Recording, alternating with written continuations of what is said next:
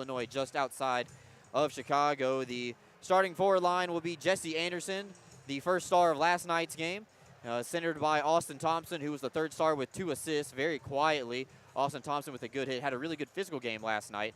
I think his best physical game of the season. And Mac Lewis is also going to be on the wing. And then they're going to turn right back to Riley McVeigh, who made all 38 saves last night on all the shots that he saw. Before we turn over to Alex, we will have the presentation of the national anthem tonight performed by Charles Mott. By the dawn's early light, what so proudly we hailed at the twilight's last gleaming, whose broad stripes and bright stars through the perilous fight, oh, the ramparts we watched were so gallantly streaming, and the rocket's red glare, the bombs bursting in air, gave proof through the night that our flag was still there.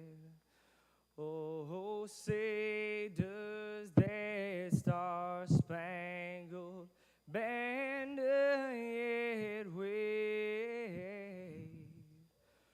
Oh, the land of the free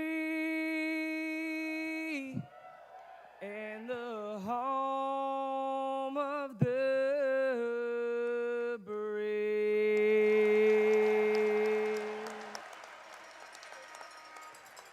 Ladies and gentlemen,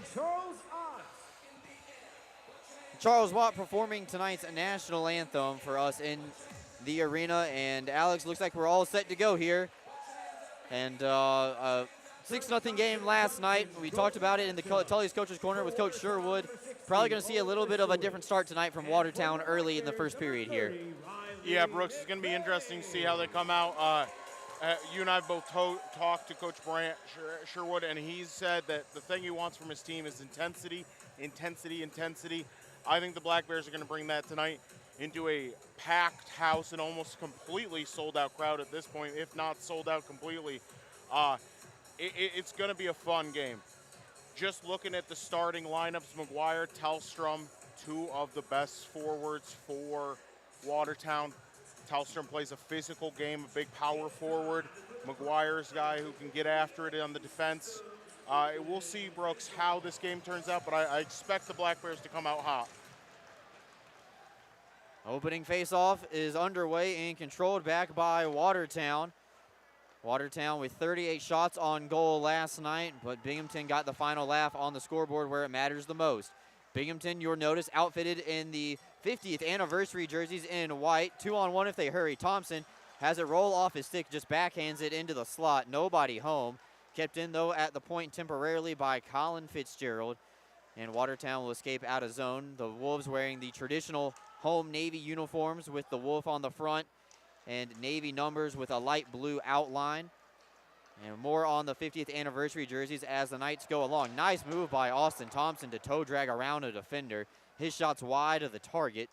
Still looking for the game's first shot on goal. Cam Yarwood now in the midst of a middle of a line change with Colin Fitzgerald. Great heads-up play by Fitzgerald to self-pass it off the back of the boards. And now they go the other way. Gavin Yates throws it up for Tyler Jurich, searching for goal number 300 of his professional career across the East Coast Hockey League and the FPHL, formerly the FHL as well. Kept in at the point by Yarwood. Has a little bit too soft of a pass to get through anywhere, but Walters camps out. This is going to be a delayed offsides. Watertown does not touch up. In fact, they just fan on it. Jurich will glide through center ice, gets it over for Yates. Yates in alone, but the linesman whistles the play dead. Offsides. Yates just a little too excited there. Brooks came in a little hot as he's one of the best skaters on this team. Fortunately, not able to toe drag it through as Jurich got the puck across the blue line. First offsides of the night goes against the Binghamton Black Bears. The top line out for Coach Sherwood's club. Walters will take the face-off one back by Kirkby and just slam it around the boards, but Owen Liskowitz comes out behind his net and sets it up on a tee. Watertown having trouble getting it out of their own end. Backhanded at the blue line by Yarwood. And look out, this could be going the other way. Larry Yeleny was in alone, but the speed of Gavin Yates is enough to get to the puck first. And they reverse it around the boards. Walters has to play it back for his defensive partner, Yarwood. And Kirkby catches it at his own blue line. Crosses into the Watertown zone. Jurich tries to get it over to Yates, waits a little bit for it, and now he goes back to the point. Powell, one-timer for Jurich, throws it, Liskowitz makes the save, and that's our first shot on goal. Tyler Jurich in the low slot, throwing it right into the glove of Owen Liskowitz. Came in so fast that Liskowitz didn't have the opportunity to grab it and melt it down. Puck stays in play. Justin Coachman back in the lineup, scored his first goal of the season and first professional goal as a non-member of the Watertown Wolves. Hard to believe. And he also said on the bus that he says he's never scored a goal outside of the Watertown Municipal Arena. Hopefully he adds one later on in the season, maybe even tonight. Ivashkin crosses the line, gets taken down. Penalty coming up against Watertown. And we're going to have the opportunity for the Black Bears to go on the power play, Alex, with 17:09 left to go.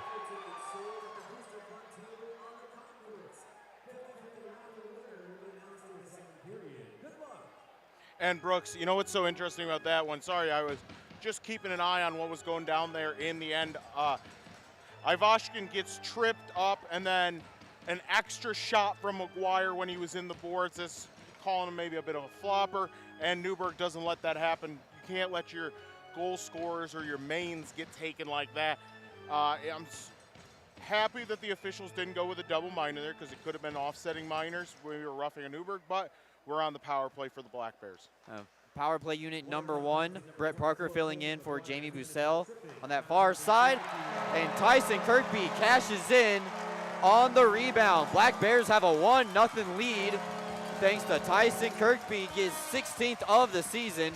Tyler Jurich with the assist extends his point streak now to 48 games in a row. Yeah, Brooks, an excellent power play opportunity. Black Bears continue their hot streak from yesterday, although they went 0 for 5 in the power play. Jurich in front of the net, wide open. If you're Watertown, you can't leave a guy like Tyler Jurich as they scramble to cover. Jurich puts a good shot on net. Liskowitz isn't able to contain it. Kirkby gets a wide open shot, wide open side, left side of the net, and he buries the puck in the back of the net. And last time we saw Liskowitz here inside the building, the Black Bears were just throwing everything, including the kitchen sink at Owen, and they really got 2 cheap ones, one late in the third period on a 2-man advantage. And it's good to see the Black Bears getting on the board early here tonight. They're looking to add more. The captain, Schultz, crosses the line, has it on his forehand on the wide side of the ice, turns around, throws a wraparound, puck becomes available. Liskowitz made the initial save and then had to dive out and swallow up the rebound. You know, Brooks, one thing I am noticing with this defensive shuffle, there seems to be a little miscommunication from the Black Bears in the defensive zone. 2 to 3 plays so far where one guy left the puck for the other guy as the other guy exited the zone. You know, just quite a few miscommunications in the defensive zone. Watertown gets to the puck off the face-off. They just throw it out to center ice, and Colin Fitzgerald will pick it up. Fitzgerald playing on the top line, or top defensive pairing for the second night in a row. Thompson comes down the right wing side with it. Now Anderson, first star of last night's game with 3 goals. Has one thrown through the blue paint and out. Looking for a redirect was Fitzgerald. Schultz fans on it the first time, but gets it over to Mac Lewis. Schultz loads the cannon, kick save by Liskowitz. Black Bears hold it in at the line initially, but a second effort from Tellstrom will get the puck out into the Binghamton defensive zone, allow Watertown to get some fresh bodies out on the ice. Trevor Lord blows a tire.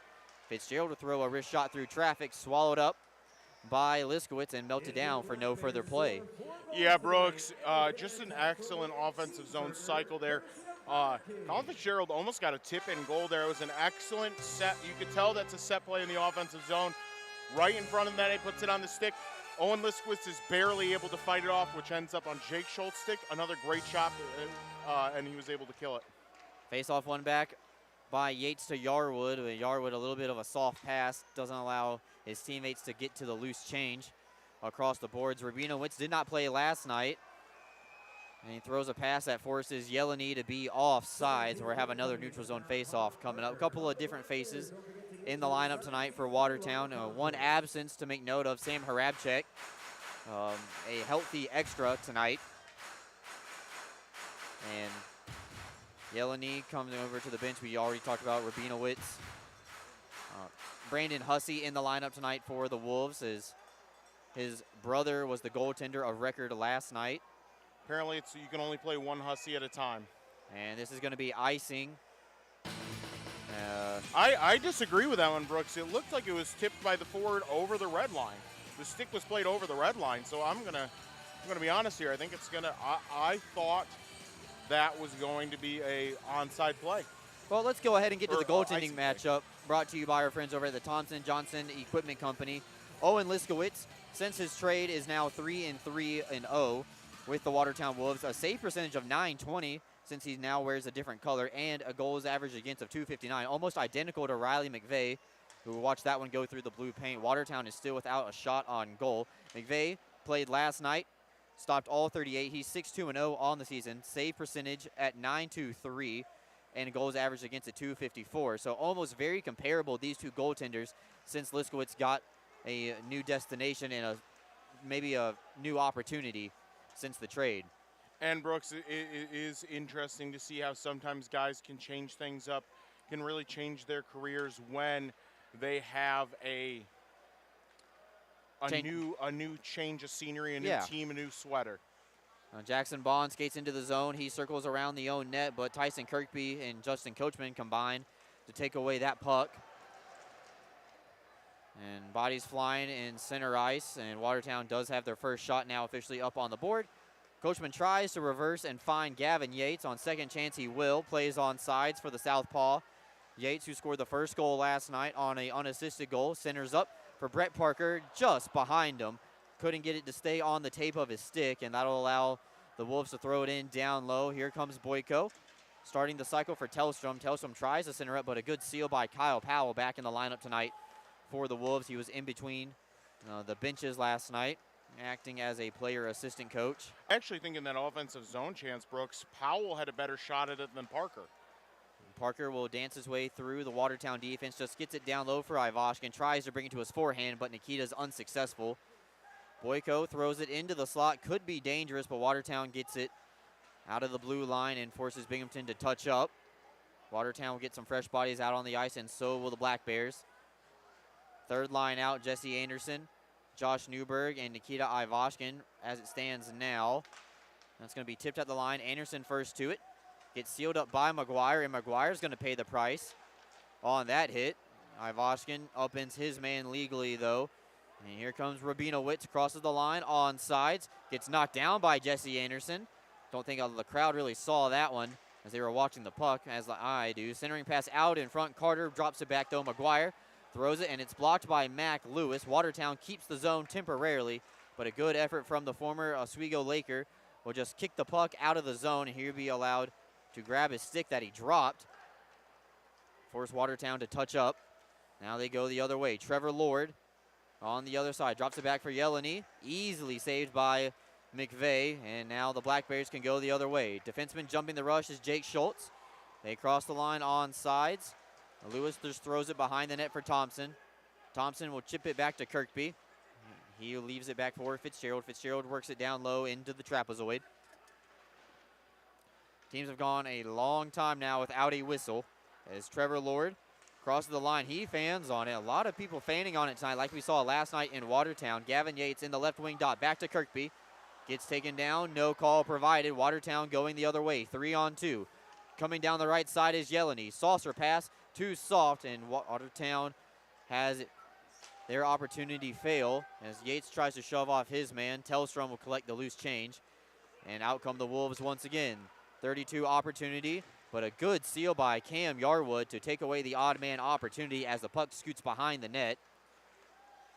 Diving effort from Gavin Yates will get some crowd members applauding on that one. They know that that took away an opportunity for Watertown. Parker will just slow it down, and Alex, that's the wise thing right now. Teams trading chances going either way. Start a breakout, and this is going to be a 200-foot play coming up for the Black Bears. Almost almost 6 minutes, Brooks, without a whistle and stoppage in play.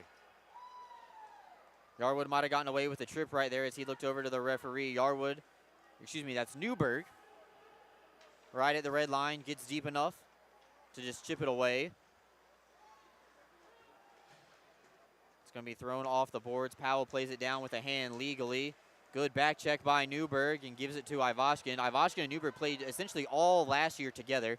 Haven't seen them on the same line as much, but a nifty move by Ivashkin out in front, and the first goal of the season for Kyle Powell. What a time to be alive. An excellent goal, Brooks. Kyle Powell, like the crafty vet he is, sees Nikita Ivashkin drive the net, knows that there's probably going to be a bounce back opportunity, kicks the puck out, goes right off Liskwitz's pad, right back out to Powell. Powell buries it in almost the exact same spot that Tyson Kirkby did earlier this period. Taking a look at the Heinz Energy replay for our friends out on YouTube, and just like Alex said, Kyle Powell uses the veteran knowledge to crash the net when he sees Ivashkin pushing from the right wing side, cleans up the rebound. It was a good move by Ivashkin, but Powell the right place at the right time, and the Black Bears lead 2-0. They're looking for more. They sniff blood in the water or out on the ice. Coachman can't play it at the blue line. Binghamton will have to be touched up. Now, the interesting there, too, Brooks, was that as Ivashkin made his power move to the net, he actually snapped the stick of McGuire to the defender for Watertown, opening up, I think, that rebound for Powell, because otherwise I think McGuire might have had that rebound. 3-on-3, even opportunity now for the Wolves. They come the other way, but Carter just leaves it back at home. Look out, Jesse Anderson on the breakaway, in alone, save made by Liskowitz. Anderson was trying to go through the 5-hole, and Thompson can't get to the rebound. A good bounce-back save by Owen Liskowitz right there, making it 3-0 before 10 minutes media timeout, and that could have been a very dangerous situation for Coach Esso and his Watertown club. We have not had our first media timeout. They've been playing for a while, and now we're finally going to take it as Schultz and Kirkby are going to get up into the face of Liam Little. Riley McVeigh will skate away. This will be our first media timeout of the first period. We're going to sort of settle all this out when we come back after these messages on Fox 1430. Black Bears up 2-0. To the American Special Hockey Association, we're up to 285.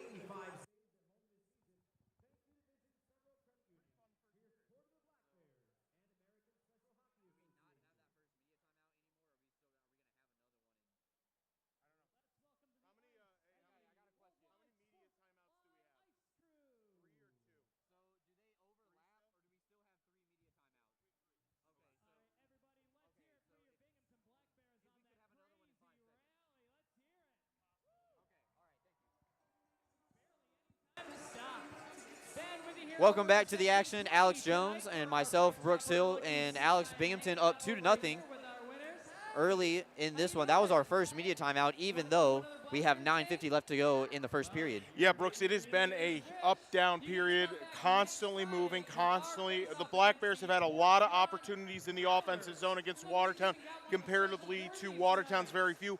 And it seems that the Black Bears have come out with a new style of play under interim coach Brant Sherwood.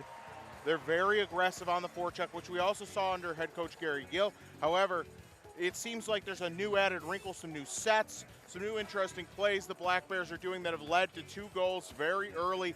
Kyle Powell, one of the smarter plays I've seen from a defenseman so far this year, really just follows his shot in there and gets that stick on it. I also think Nikita Ivashkin might have had the second chance opportunity if Powell was not there. Face-off one back by Watertown. Crowd still coming in here. They've missed 2 Black Bears goals already so far in this one. Fitzgerald with the puck behind the net. They're just saucer it over to Jake Schultz. Schultz will up the puck to Jurich. Jurich, FIFA style, gets it into the zone. And Tyson Kirkby with a power play goal. That's the difference maker so far in this one, the game's opening goal. Kyle Powell's goal was an even strength, but a 2-on-1 opportunity going the other way. Tellstrom saucering out in front, and Watertown scores. Black Bears could not get back defensively right there, and Watertown cuts the lead in half. Like I said, Brooks, earlier in the game, there seems to be some miscommunication, a little miscommunication between Fitzgerald and Schultz. Schultz does not stay with the crashing forward, does not get his stick in the passing lane. It leads to the first goal for the Watertown Wolves this game. You'd like to see Fitzgerald get some sort of contest on that as well, where he kind of gets his stick out, either get a poke check on it or at least get a stick in the lane to make that pass from Tellstrom a little bit more difficult. Nothing Riley McVeigh can do there. Another even strength goal for Watertown, their first of the weekend against the Black Bears. They cut the lead in half as they get on the board. And the good thing for McVeigh, you don't have to worry about going back-to-back shutouts now because one's already gone in. 9 minutes left to go here. In this one, we'll have another media timeout at the next available whistle. And, excuse me, that's Ivashkin with it down low. Kept in at the point by Walters. Throws it out of the zone for Yarwood, and Yarwood lost his edge. And there's that play at the blue line that's kind of been costing the Black Bears in the last couple of weeks. And that could have been a breakaway going the other way. It could have easily made this game 2-2 very quickly. Now Ivashkin touches up at the red line. And he tries to get to the loose puck. D'Angelo cannot play it. And Jackson Bond throws it off of the skate of his own teammate, gives it right back to the Black Bears. Black Bears try to get the insurance goal right back. D'Angelo throws it in. Play is on sides. D'Angelo also shoves off a hit. Parker tries to seal the boards. 95 and 88 try to jumble up together and just create a scrum. And now the puck gets down low. And looks like man was going to be the man to the puck. Bond goes 1-on-3, doesn't have anybody to pass to. Parker tries to throw a hit, and Elijah Wilson now fresh off a line change, jumping in against Kyle Powell. Puck's been in play a lot this period, unlike last night, had a lot of stoppages. They take out the linesman on the way through. Crowd will sarcastically jeer at that one. And Tellstrom, cross-ice dump in, not going to make the line for icing. Powell will recollect it in his own end. Good stretch out by Anderson to make sure that that just gets tipped, not going to be icing. Teams going back and forth in the neutral zone here in period number 1. Anderson on the forehand, easily dissected by the goaltender Liskowitz. Given right back to the Black Bears. And right now, Alex, it's a lot of one-and-done pressure for both teams as we see them going back and forth in the neutral zone a lot. Icing against the Black Bears, and we're bringing this one back. Again, Brooks, that was close to the red line. I thought Powell had his stick over the red line. When he tipped it, the linesman saw it different as we head to our media timeout. All right, 7:15 left to go. Watertown's on the board, 2-1. Black Bears lead. More to come after these messages on Fox Sports 1430.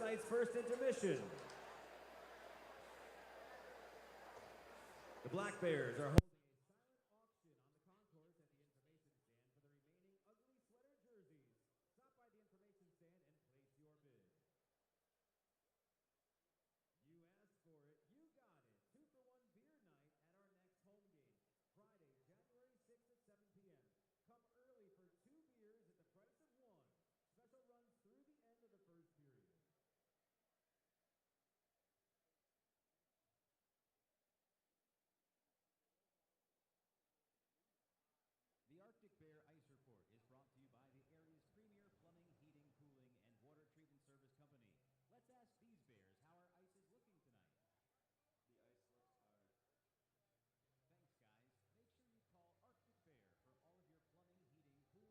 water treatment needs.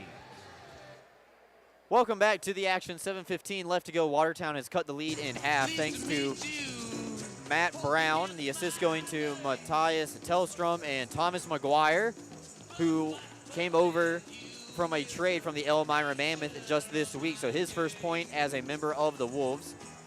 And McGuire actually scored the first goal for the Elmira Mammoth earlier this season back here inside the arena. Now Black Bears in control of the puck. Kyle Powell and Justin Coachman, once upon a time teammates in Watertown, now playing back on the same line for the Black Bears. Wrist shot wide of Liskowitz's net, can't be held in at the line. And Trevor Lord comes down the right wing side and just dumps it in down low behind the net. First man to it, though, is Powell. And Liam Little will seal off and against the boards and thrown out into the neutral zone. I believe Gavin Yates just blindly flicked that one up in the air, hoping for a prayer just to get it out. Watertown, Alex, I've seen so far, really focusing on those dump-ins into the far side of the ice. just maybe trying to play the numbers game and beat Binghamton to the spot. Yeah, Brooks, they play a very aggressive style of offense where you can throw that puck in, try to fight it out, and then try to get a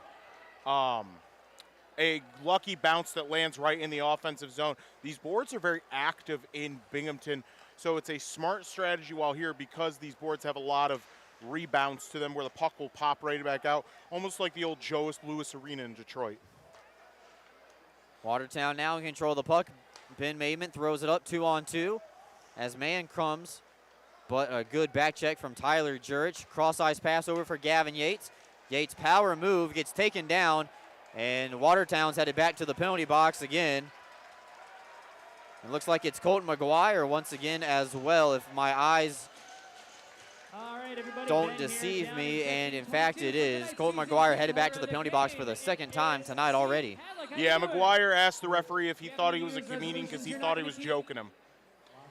I don't disagree with the call. He held him all the way, obstructed his path to the goal, and prevented him from having an accurate path to the goal on that hook. However, I think McGuire would feel a little differently, Brooks, as Watertown Wolves win the draw in the offensive zone of the Black Bears. They're going to give McGuire a hook this time. Black Bears in control, and we're going to get a look at second unit starting this because the first unit had been out on the ice for a while. Down low in the slot. And hack and whack time for the Black Bears, but Liskowitz will cover up. Black Bears power play is 1 for 1 on the night so far. Tyson Kirkby got the scoring started 3 minutes into the game with a power play goal, his 16th of the season. And Jurich picking up the assist, extending his point streak to 48 games. Now we're getting a look at Unit 2. One change. Jake Schultz is the lone defenseman on this unit, fresh off of his loan from the ECHL. And the captain has it at the top of the umbrella. He works over for Austin Thompson. Thompson and Lewis are the two righties on this power play unit. Schultz, Anderson, and Ivashkin, all lefties. A good 3-2 split. And Schultz will circle his own net. Start the breakout for Ivashkin. Clean entry for the Black Bears as Thompson comes down the right wing side. Gets it behind the net, still in control of the puck. Throws it a little bit too far behind his teammate Anderson, out of the zone. Black Bears are halfway through the power play. One shot on goal so far, and here comes the first unit.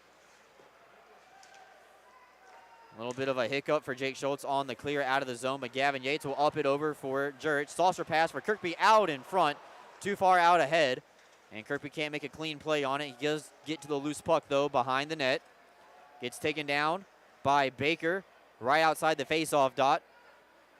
Three-person scrum down there. One of the best things in hockey. Watertown will let this happen. They'll just take precious seconds off the clock on this penalty kill. Everybody getting involved for the Black Bears except for Yarwood. And unfortunately for Binghamton, finds an open spot of ice, glides out of the zone.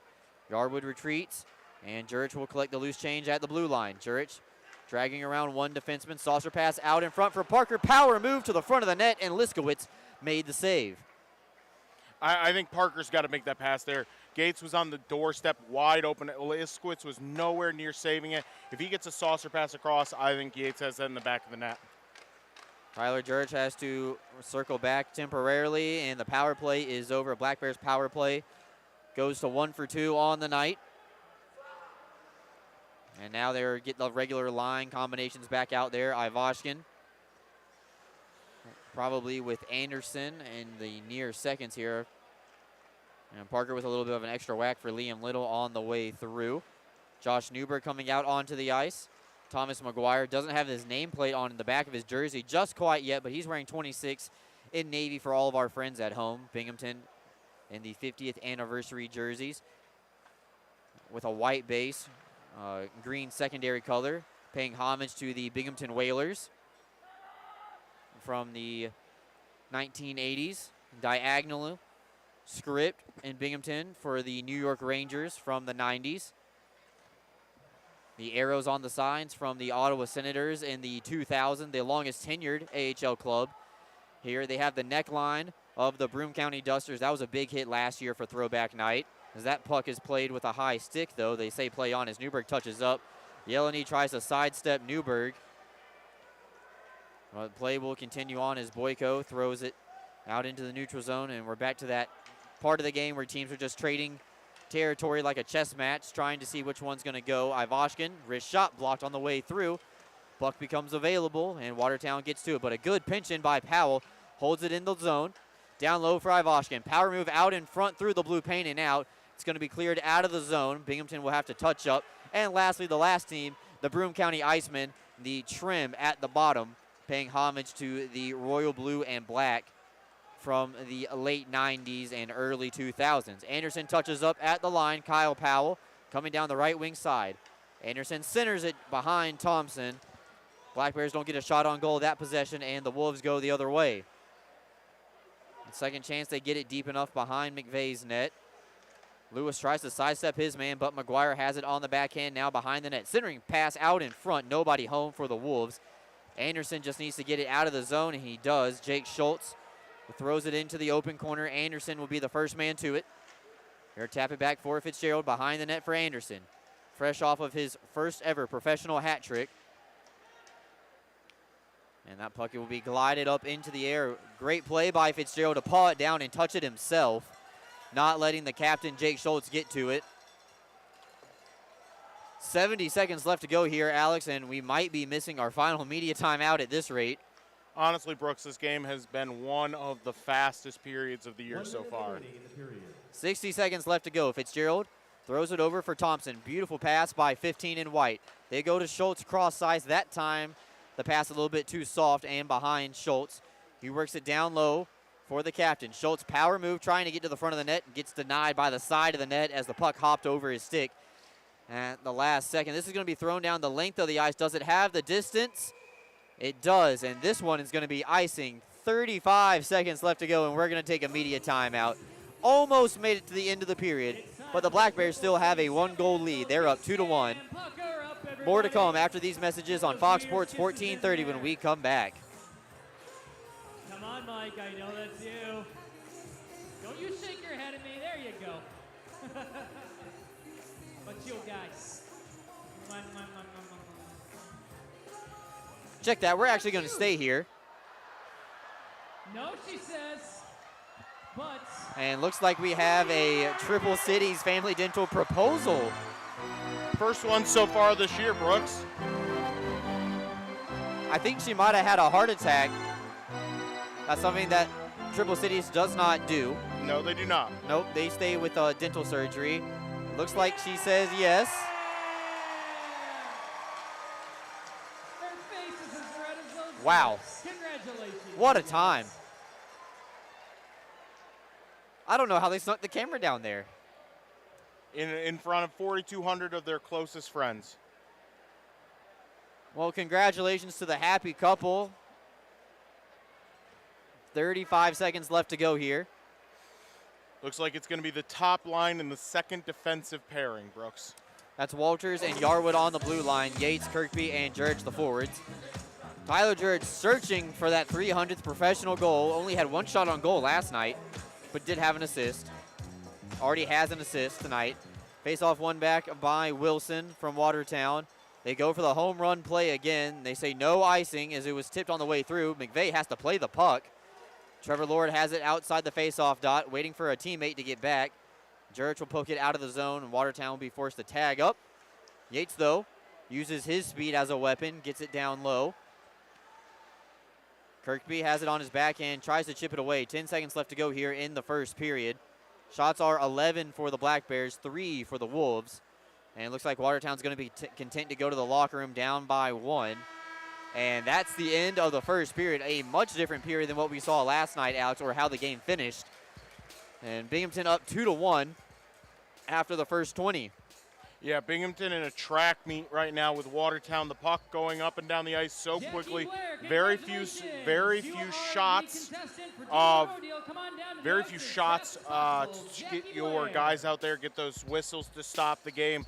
It's been an aggressive period from both sides. Everyone getting up and down the ice has created a lot of offensive opportunities, but not one of those long-term opportunities, Brooks, that you like to see where you get a lot of cycles going, everything like that. It was a very short period in the offensive zones for both teams.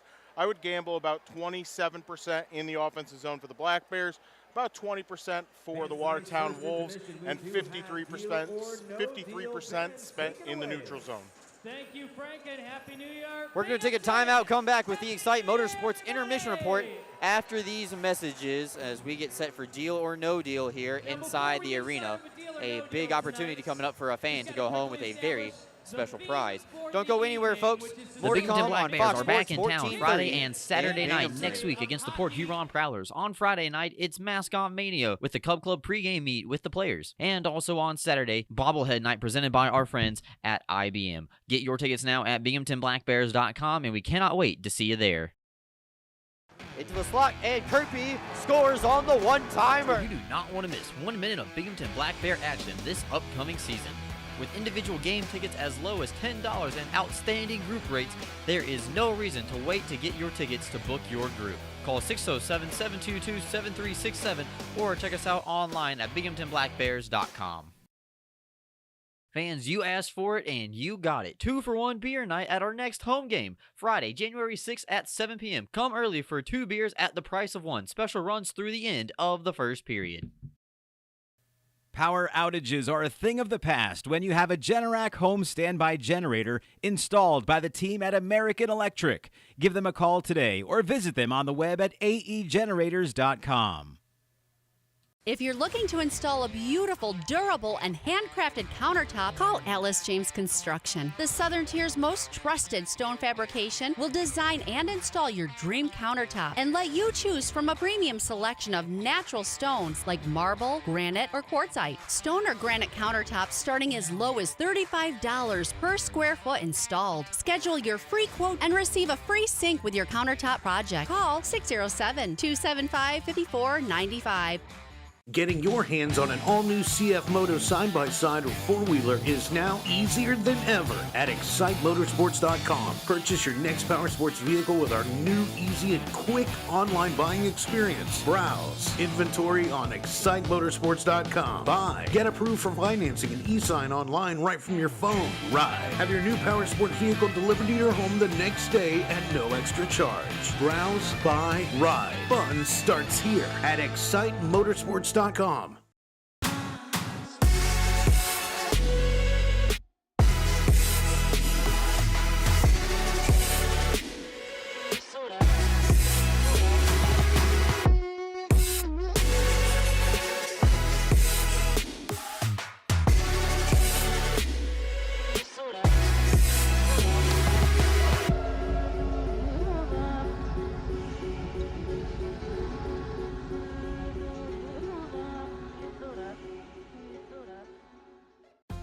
Whether you're a high school or college athlete or a weekend warrior, Guthrie is the area's premier sports medicine program, offering injury evaluation, concussion management, physical therapy, and more. With a full team of providers across New York and Pennsylvania offering same or next day appointments, Guthrie gets you back in the game as quickly as possible. Call the Guthrie Sports Medicine team today at 866-GUTHRIE or learn more at guthrie.org/sportsmed. Oh, Luba, you make me think of good things. Good things! Like calming tempers down. Good things! And passing them around. So stand up and cheer. That's good beer. Good things. Share a good-natured Canadian Pilsner. Magic 101.7. Best radio station. Keeps getting better. Better music selection. Best ever. Makes me feel better. #1 for music and fun. It's like the best ever. Magic 101.7. 100% local. Are you looking for a new place to live? Lofts at JC is the official housing partner of the Binghamton Black Bears and the only luxury housing provider offering both 2 and 3 bedroom units, fully furnished for a modern living lifestyle. Lofts at JC is centrally located in the heart of the Tri-Cities area, located at 128 Grand Avenue in Johnson City. Housing applications are accepted online at loftsatjc.com. Once again, that's loftsatjc.com. A wreck is a wreck. An arrest is an arrest. Alcohol, cough syrup, painkillers, sleeping pills. It doesn't matter. Impaired is impaired, and it will be prosecuted. Going out tonight? Your local police will be out too. Don't drive. Get a ride. Brought to you by your New York State Stop DWI program. 1025 The Vault.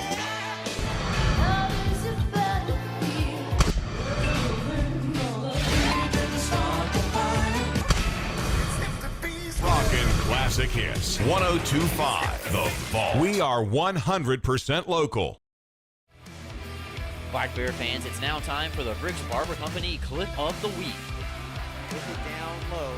Circling the face-off dot, throws a backhander on top of the net. Rebound, they score. And there go the Bears.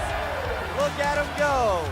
My, oh my. Just 12 seconds in. Everything's going out on the ice. Briggs Barber Company located in the number 5 Commons at 41 South Washington Street right here in downtown Binghamton. Give them a visit today. Fans, join me, Brooks Hill, along with new interim head coach Brant Sherwood for the first time at the Tully's Good Times with Coach show this upcoming Tuesday, January 3rd at 6 p.m. at the Tully's on the Vestal Parkway location. Get to know Coach Sherwood at the next Tully's Good Times with Coach show.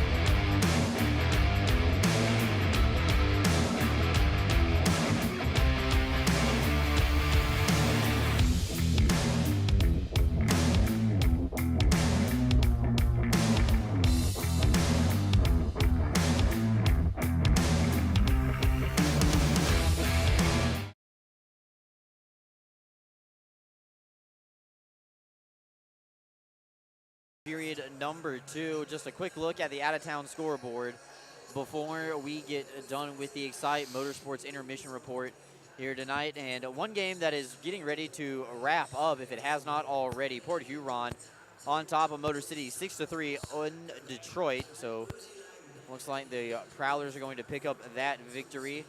Everything else has not been started just quite yet. A couple of games are going to take place at 7 o'clock tonight. Danbury and Delaware squaring off. And Carolina taking on the Elmira Mammoth once again down in Winston-Salem. And Columbus and Mississippi are getting ready to drop the puck a little bit later on this evening as well. We're coming back, have the second period brought to you by Lofts at JC after this on Fox 1430.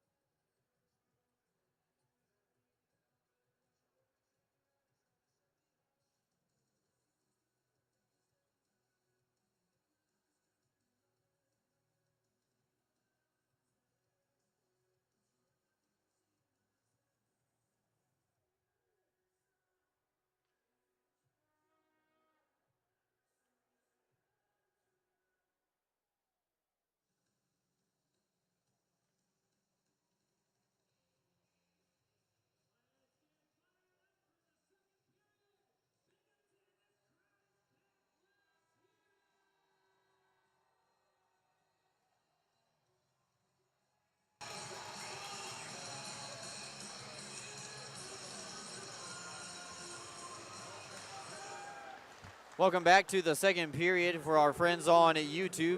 Black Bears have control of the puck off the face-off as we get set for the second period. The teams are dealing with the long second period change, as they always do here. They try to extend their lead.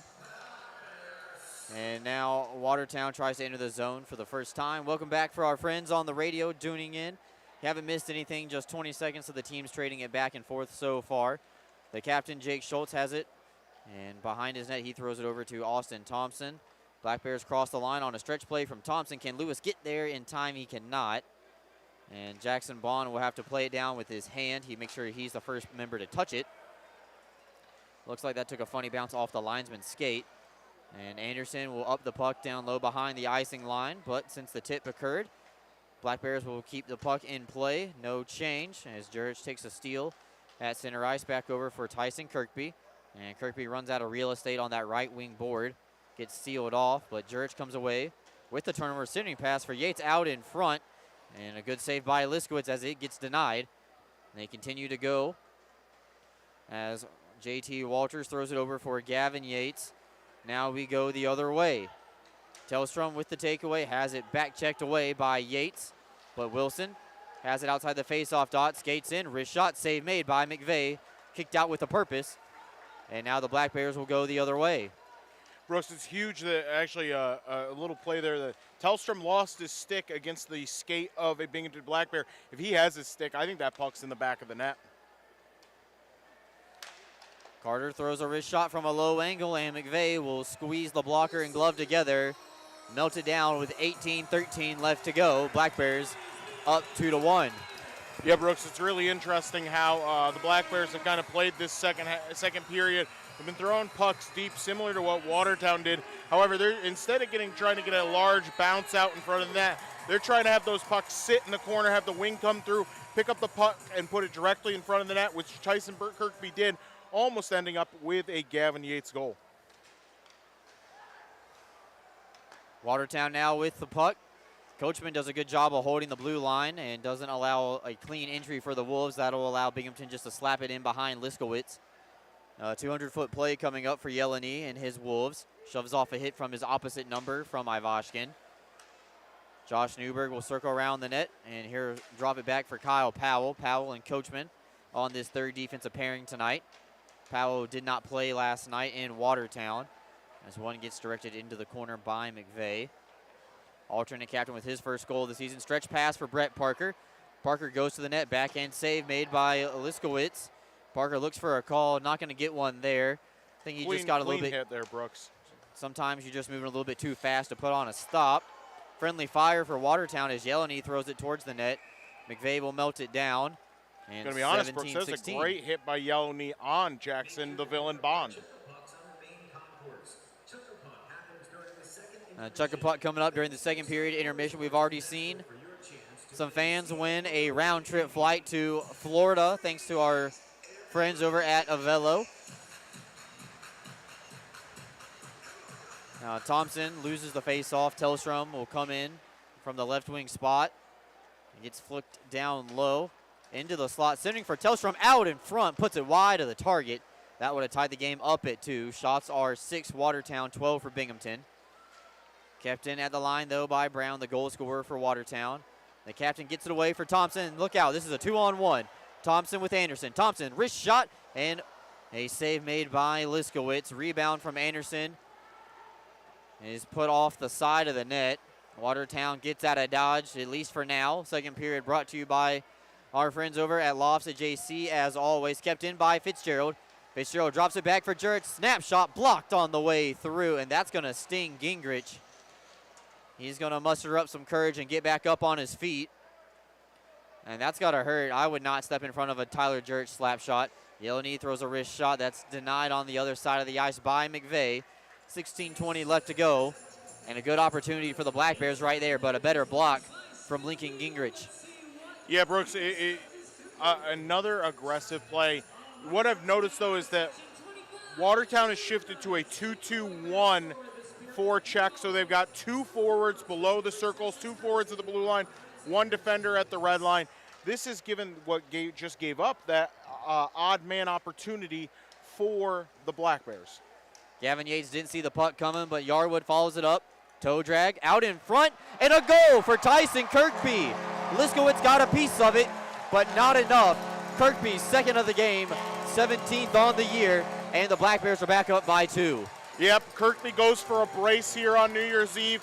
Great assist by Cam Yarwood on the major there. He fakes the forehand, flips it to his backhand, and he just puts it right on the tape of Tyson Kirkby. All Liskowitz can do there is try to get a piece of it. However, he couldn't get enough to not have it go in the back of the net. And our Nurche's lucky section of the game, section 25, is going to go home happy with some vouchers. Thanks to our friends over at Nurche's. Black Bears now up by 2 once again. Same line back out for Coach Sherwood in his second game as interim head coach and first at home here in Binghamton. A good crowd on hand to witness the first home game of the Brant Sherwood era. Mann has a shot that's blocked on the way through. Kirkby throws it out of the zone. They go cross ice to Gavin Yates, a little bit too far ahead of Gavin. It's going to be knocked right back out of the zone. Yarwood will collect the puck and try to saucer it on the backhand. A little bit too soft. Yarwood's done that a couple times tonight, but he just made a great assist over to Tyson Kirkby, to Kirkby's second goal of the game. Jurich will just wrap it off the glass, and one of the fans flinched on the front row back there. It's hard not to, Brooks, when that puck's coming at you that fast, even with the glass in front of you. Like when I'm down traveling on walking around the concourse during warm-ups, if they see me walk in front of that bench, I think they purposely miss the net just to see if I'm going to flinch. I've gotten really good about not doing it if I'm walking in a straight line. Where it always gets me is if I'm finishing a conversation with somebody and then I start walking, or I'm talking to them still, and then that's what gets me a little bit jittery. But I had to drop some papers off Brooks and I swear 3-4 pucks came right at my head as I was walking across there. Face-off won by the Black Bears, but Coachman, right off the draw, just throws it the length of the ice, and a couple of seconds run off the clock. We're bringing it all the way right back, and I don't think Coachman's moved a muscle since he shot it all the way down the ice. Obviously, there was a set play there if the Black Bears win it cleanly, but I think Coachman a little bit too much mustard on that pass. Yeah, and I think Coachman just didn't like how it got set up and just said, you know what, we'll ice the puck. We're already out here, so we might as well. And they're going to call closing the hand, I believe closing the hand on Tyson Kirkby. He called a hand pass, Brooks, which is allowed in the defensive zone. No, but it's where it's touched. So if it's touched up, but no one had Binghamton, touched it, Brooks, yet. Yeah. By the time the puck had got there, you can't call a hand pass if there's no one in the area. I think perhaps sometimes the officials going league to league doing their different duties, the rules sometimes change ever so slightly. And now Binghamton will be allowed to change off of that. And finally, a media timeout on time. 4:59 left to go. Black Bears are up by 2 thanks to the latest goal from Tyson Kirkby. More after these messages on Fox Sports 1430 in Binghamton.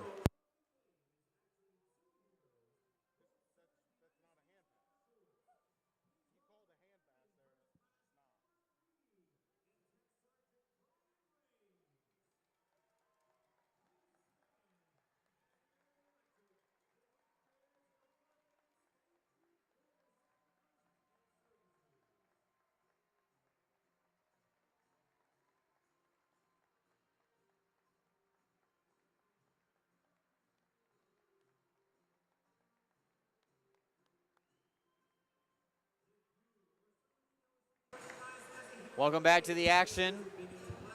Just over 5 minutes gone here in period number 2, and thanks to Tyson Kirkby, the Black Bears are up again by 2. Not to mention, Brooks, the excellent assist by Cameron Yarwood on that play, getting that switching forehand to backhand and then flipping the puck to Kirkby, which allowed him to score in the back of the net. That's Yarwood's second assist of the night as well, Alex. First primary, I believe, correct? Yes, first primary. And I think we're running into a little bit of delay between being told that the media timeout was 90 seconds tonight. Don't know if that's just a holiday thing or if it was a new lead-wide mandate. Out in front for Wilson. Turnaround from a very low angle, trying to elevate it over the shoulder of Riley McVeigh. And the Watertown Wolves in control of the puck. Coachman takes down his man out in front. Ivashkin tries to self-pass around McGuire, but it's going to get intercepted on the way through. And Coachman and Wilson get tied up a little bit with each other, and Wilson will just skate off onto the bench. And stretch pass, man from down on a knee, leaves it back. Jackson Bond on his backhand, out in front. McVeigh holds the post and makes the save. If he got a piece of it, it's Riley McVeigh's best save of the night. Puck right out in front, Brooks. Easy, good defensive move by the Black Bears. Watertown trying to surge here in period number 2. Still only have 7 shots on goal, but they already have one more than they had the entire first period. Just 6 minutes in. Newberg drops it back for Ivashkin, and it's intercepted at the blue line. And look out, partial opportunity for the Wolves going the other way. Maidment has his eyes cut in half by Schultz. Bond will wrap it down low. Maidment looking for Yeleny out in front, off of the stick. And Ivashkin lays a heavy hit on Yeleny. Yeleny with a push in the back of the head. He's not going to like that. Carter. Low slot, wrist shot wide of the target. Exploded that one over the net, Brooks. I think that's a little retribution from last night. Yeleny tries to find Bond, who was calling for the one-timer. Gets intercepted.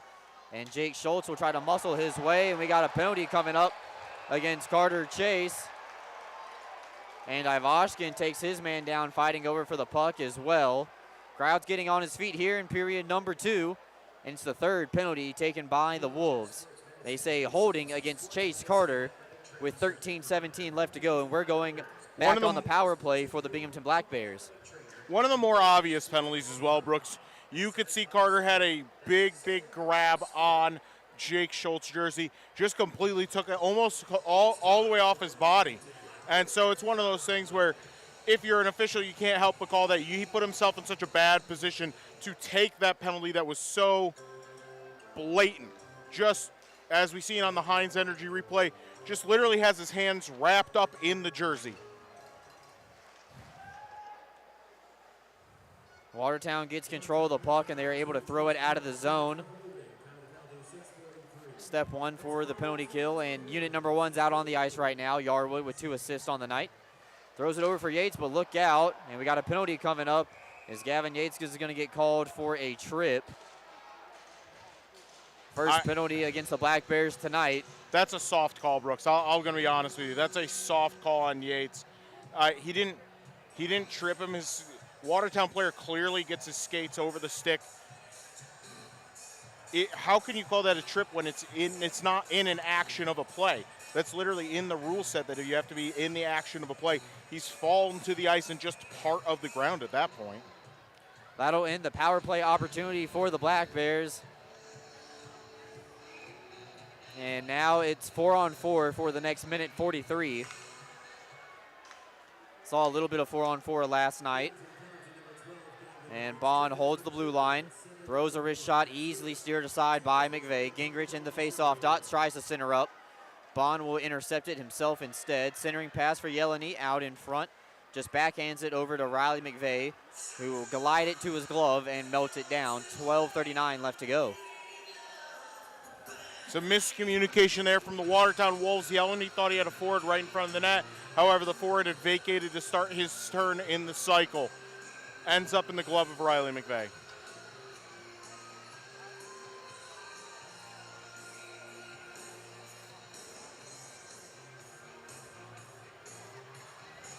We got, a premature start as the referee blows the whistle. Black Bears look like they had a set play getting ready to go off, but they're going to have to wait as it gets brought back. Michael Mann and Tyson Kirkby facing off with each other to the right of the goaltender.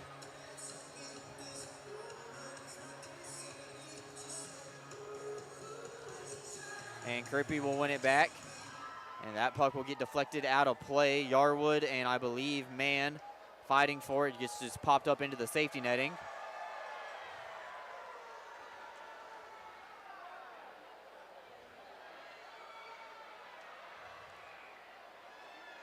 And it looks like the wave is starting to break out a little bit here. Tellstrom through the slot and out. Going to be poked away, and looks like the Black Bears are going to take control. Crowd's getting into this one. And Kirkby skating in front of his own net. Always dangerous, but 3-on-2 opportunity for the Black Bears. Powell crosses the line, waiting for Jurich on the back door, but it's too far in front of his teammate. And Watertown with a 3-on-2 opportunity going the other way. Baker, centering pass, no one home. Mann playing it off the back of the net. Tellstrom has it cut in. Half McVeigh makes the save, and it gets thrown out of the zone. One of the better saves tonight from Riley McVeigh. I'm going to be honest, Brooks. One of my biggest pet peeves at sporting events is the wave. I'm there to watch the game. I'm not there to jump in the air. Enjoy the game, not whatever you're doing in the stands. All right, so someone's anti-wave here on the broadcast, and we got one person who's pro-wave. A little bit too early, but that's all right. Watertown goes the other way, 1-on-2. Pass is nowhere near the target, but a good line change from the Wolves keeps the puck in the zone. Ivashkin, though, we saw who was killing penalties last night for the Black Bears for the first time this season. Going to be part of this offensive play. Fitzgerald out in front, has it roll off his stick, and the Wolves will throw it down the length of the ice. This is icing against Watertown, and now the Black Bears are going to have to kill off 15 seconds of the Gavin Yates holding or tripping penalty. Watertown just made a change, Brooke. I just noticed snuck the guy off who was coming off the ice for the penalty. An interesting thing. See if they sneak another guy on the ice.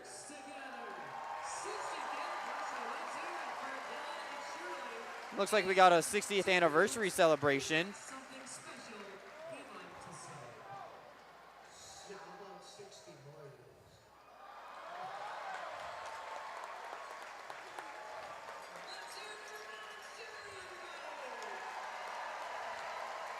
Black Bears killing the penalty to Gavin Yates. It's a Northeastern Striping Corporation penalty kill. It's not going to last much longer. 5 seconds left to go if they can get it out, which they do. And looks like the penalty time is up to Gavin Yates. Watertown is 0 for 1 officially on the power play tonight. I'll tell you one thing, noticing, Brooks, from the Watertown Wolves, Bond is having a lot of miscommunication with his players as he goes along the blue line. That's the third or fourth straight time I've seen him smack into a player along the blue line. Tempers flaring now as the Black Bears take exception to a late hit on the goaltender.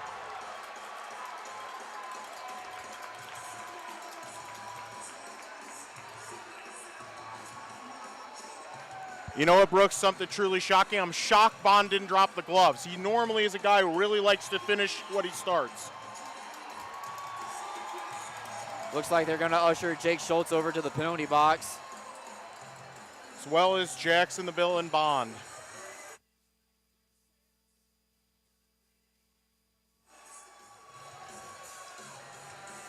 Crowd getting lively here in period number 2 as Jackson Bond is also ushered into the penalty box, and looks like a little bit of a late clip from Bond, and Schultz took exception from that, and then Ivashkin comes in and just pushes Bond underneath the cage, and then the linesmen get involved. Well, Brooks, that's not an acceptable thing to take a shot at a goalie like that. You can't, as they go by the net, give them a little slap on the pad, especially when the whistle's been called. That's just not what a player with some honor would actually do. But as from Bond, that is what is expected already.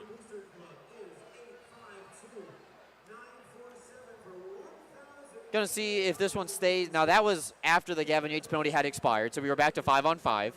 So now are we going to go back to 4-on-4, or are we going to keep it 5-on-5? If you give everybody equal stuff, you can.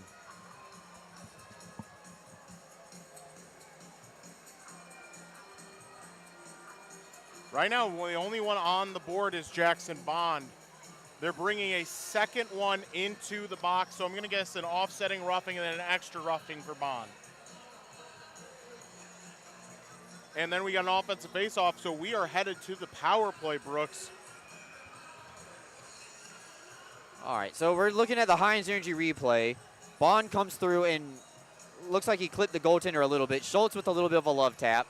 Ivashkin comes in when Bond turns around, pushes Bond underneath the net, and then everybody gets a partner, and they start to tango. Well, you can't come through with a low foot like that, too. Specifically a goalkeeper, their skates are slightly different. The catch edge is slightly different. You can't go after someone's keeper like that. Black Bears are back on the power play. They give Bond 2 minutes for roughing, and they give him actually a double minor for roughing. And Shane Rabinowitz is going to serve that extra 2 minutes. And they give Jake Schultz a roughing penalty as well. Lots of chitter-chatter happening down in the box. I was just getting to that, but Watertown has control of the puck, and they just throw it all the way down the ice. 30 seconds gone. In the 4th Black Bears power play opportunity of the night, they are 1 for 3 so far, operating at 33%. Unit number 1 is out on the ice, and Kyle Powell will cross the line. Fumbled with it just as soon as he entered the zone. Play is still on sides, though. Kirkby throws it back to the point for Powell. Slap pass for Jurich looking for goal 300. Look out, this is going the other way. Lower down on a knee, has it on his forehand. Wrist shot save made by McVeigh. Wraparound denied as it actually wrapped off of the stick. And we've seen that a couple of nights in a row. McVeigh will just melt it down himself, call his own number. 9:41 left to go. Hold that thought, Alex. We're going to catch it when we come back. Black Bears 3, Watertown 1. You're listening to FPHL Hockey on Fox Sports 1430.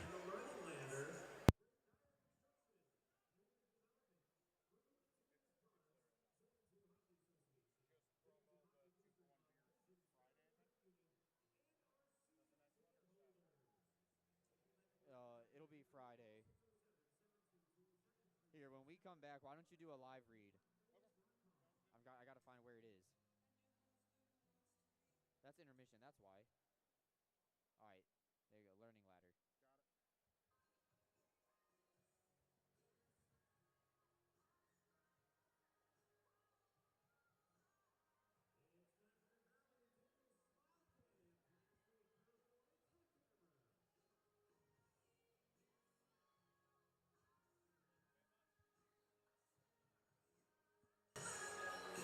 And welcome back to the action, folks. Alex Jones here, and we'd like to thank our friends over at the Learning Ladder Child Care Centers. They're located in Endicott and Johnson City. They enroll your children ages 6 weeks to 12 years old. Call 770-3806 for an appointment today to walk through one of their facilities. Come join their family, and they will help your child grow. Face-off one back by Watertown. They're on the penalty kill, and so far they've done a good job. Black Bears really haven't had a clean opportunity with a grade A scoring chance so far on their 4th power play of the game, and we're getting a look at unit number 2. And Alex, one thing that we were talking about while we were at commercial is we're still seeing the Black Bears give away some shorthanded opportunities with some play at the blue line while they have the extra man out. But now Brett Parker skates away with the puck behind the net, has it cut in half. Ivashkin has it go off his shin right over to a Watertown Wolf, and Yeleny tries to get past Colin Fitzgerald. Those two had a little bit of a run-in last night as Fitzgerald keeps his leggings and now finds over to Jesse Anderson. Anderson crosses the line, but they're offsides. They're going to say that Brett Parker was in a little bit too early, and a neutral zone faceoff coming up. 13 seconds left to go in the penalty. Yeah, that's Brett Parker's 3rd or 4th mental mistake tonight that have cost the team. That was a good rush into the zone by Anderson. Unfortunately, gets a little bit of happy feet, gets into zone too early, and will be drawing it in front of the Black Bears bench. 13 seconds left to go here on the extra man opportunity. And Jurich with it at the red line, throws it cross corner to Tyson Kirkby. Penalty time is just about up to Jackson Bond. Riley McVeigh tapping the stick, knowing there's a man coming out of the penalty box. However, I do not believe it to be Bond coming out of the box, but in fact, it's Rabinowitz. Rabinowitz coming out. Yep, and Shai Rabinowitz, who was serving the first half of that double minor. Jake Schultz still in the penalty box as they will be brought out after the next whistle. Black Bears can't keep it in the zone as Brown has the only Watertown goal so far, stopping and starting. Just chops it over onto McVeigh. That puck was on its edge. And Tellstrom, self-pass, gets it down low. Into the open corner. Jurich is waiting on it, maybe waiting a little bit too long, but it works out. Gavin Yates will skate away with it, crosses the line, throws a wrist shot, and Liskowitz will snag it out of midair.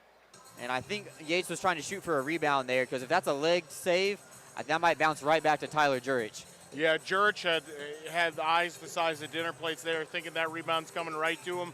However, the keeper's able to get his trapper on it and melt it down for the faceoff. Newberg, Parker, and Ivashkin out on the ice right now. Powell and Coachman on the blue line. Face-off one back by Newberg. Coachman holds at the line. Wrist shot, he scores! Back-to-back games of goals for the first time ever, he scored outside of Watertown Municipal Arena. The crowd salutes Justin Coachman, his 2nd goal. An excellent opportunity as well from Justin Coachman. Just a really good shot from the point. It's one of those that's got the seeing eyes that just sneaks its way all the way through the screen for the 4th goal for the Black Bears. And Brooks, you know what that means. We got a Burger King burger goal. You know, shout out my Aunt Judy and Uncle Cecil. They gave me a Burger King gift card for Christmas. I might not even have to use it because the Black Bears keep scoring 4 goals at home. Now, that might have been tipped out in front by Ivashkin. Taking a look at the Heinz Energy replay, couldn't tell from that angle. I'm going to be honest, Brooks. I don't think it was. It didn't change course at all. It was on a straight shot line from Coachman. I think that just got through every single person. I think everybody expected Ivashkin to tip it. And Coachman not a known goal scorer, but now if it stands, 2 goals. But here comes the official announcement as icing is called. Okay, so they do say it's Nikita Ivashkin. So Nikita Ivashkin gets the goal. The assist goes to Justin Coachman, secondary helper Josh Newberg, and Newberg does what he does best, win faceoffs, and good enough for a secondary assist. An excellent pass, too, by Justin Coachman, getting that puck in front of the net where Nikita Ivashkin could get the tip on it. Black Bears looking for more as Ivashkin gets behind the net. Doesn't have the opportunity to go for the wraparound. Centering pass for Thompson out in front, but a good back check from Watertown. Ends the threat. Penalty coming up as Brett Parker will touch up. Another costly mistake for Brett Parker.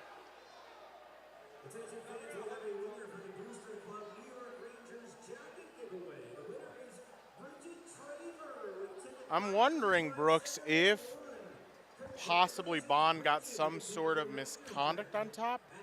Maybe, or you know what, he's probably serving 4 minutes with the second guy coming out first. It's an interesting thing, though, because Bond is still in the penalty box. Although after how he's been treating the Black Bears tonight, perhaps he wants to stay there for his own safety. It looks like we're going to have tripping against Brett Parker at 7:16 of the period. Watertown power play short and abbreviated. It was only 15 seconds of extra man opportunity. They are 0 for 1 as it stands now. Cross ice pass for Watertown. They get it to McGuire, top of the umbrella. Tellstrom slap shot way wide of the target. Exploded that one over the net, Brooks. When you don't hit the net and it goes off the glass, a lot of times it'll just come right out of the zone. Watertown has to touch up. Fitzgerald is able to just throw it down the length of the ice. Anderson and Newberg started, and now D'Angelo will come on for Newberg. Haven't seen as much as Gino D'Angelo as we saw last night, but D'Angelo, a great penalty killer as a forward. Gapping up, and Watertown with control of the puck in the offensive side. Brown has the only goal so far for Watertown. Tellstrom thought about it on the one-timer, but didn't receive the pass cleanly. McGuire skating behind the net, centering out in front. Puck is on the goal line, and they score. Watertown cuts the lead down to 2. And it's a power play goal for the Watertown Wolves as they hack and whack at it. And it's Michael Mann cashing in on the power play. And just an unlucky goal and a costly mistake from Brett Parker, which has been happening all game, unfortunately. Just seems a little off tonight. Takes the bad penalty on the trip. Puck gets up to the top of the zone, where it's brought in by McGuire. McGuire puts it to the front of the net. McGuire's going to get a stick on it. It's going to hit the shoulder of McVeigh and just squirts into the back of the net before anyone realizes where it is.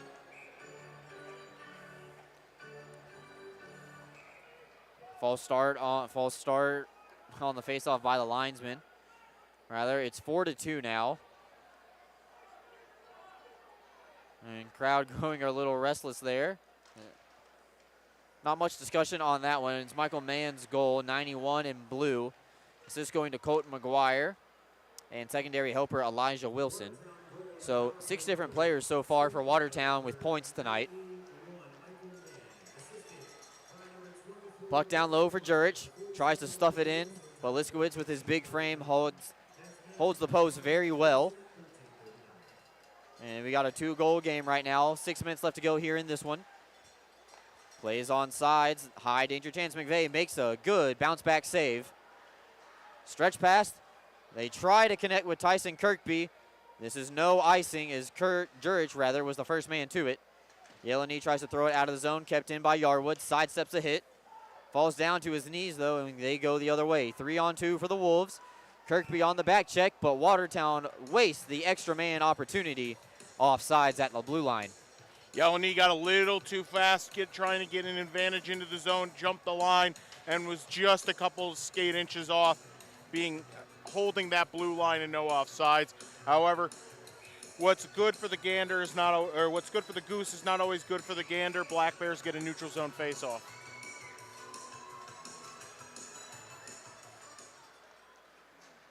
Watertown will just wrap it in. Going into the open corner. They've stuck to their game. They haven't changed anything. To the credit of Coach Esso and the Watertown club.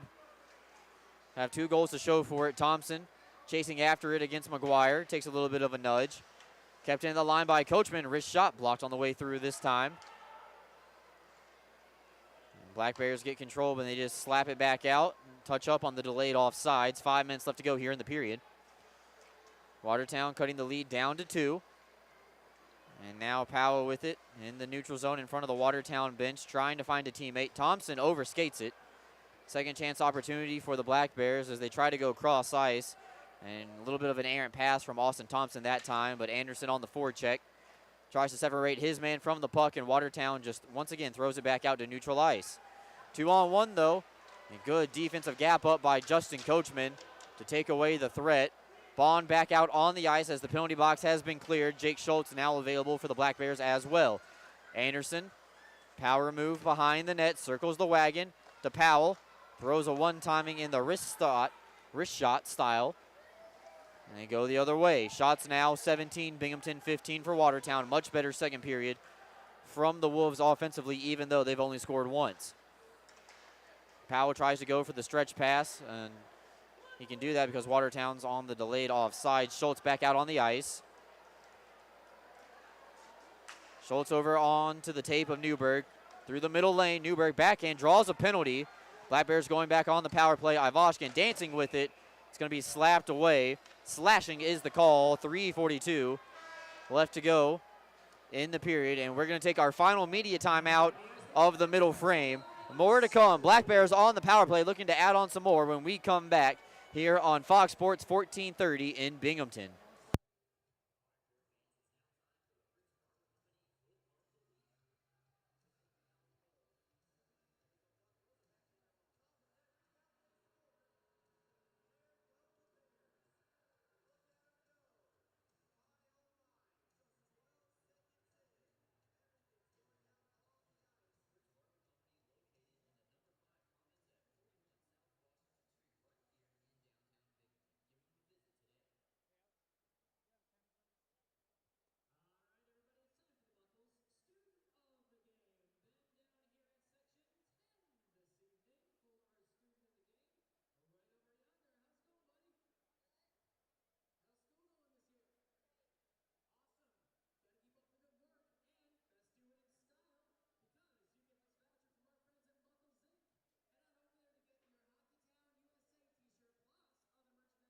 Welcome back to the action on Fox Sports 1430 in Binghamton, and a happy new year to you and your family. Brooks Hill and Alex Jones on the call tonight. A very highly intended game and an intended matchup between Watertown and Binghamton, as these two draw big crowds every time that they hit the ice. And Alex, the crowd's really been into it right in here. Before we get to the Heinz Energy replay, you just see right there that slash onto the arm from Matt Brown to Josh Newberg sends the Black Bears back on the power play. And Black Bears with two defensemen now and a 2-on-1 going the other way. Michael Mann, saucer out in front, but a good stick from Kyle Powell takes away the threat. And there goes another shorthanded opportunity that the Black Bears have been giving up.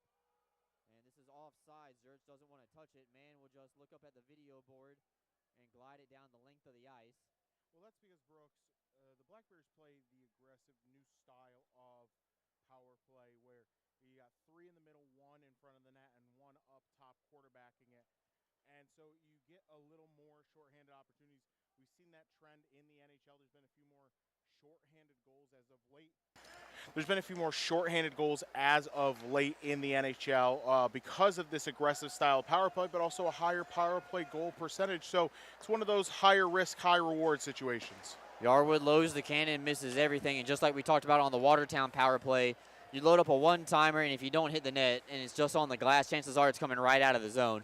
Real unpredictable how it's going to bounce off the glass. Anytime it hits a stanchion, you don't really know where it's going to go. Over halfway through the penalty.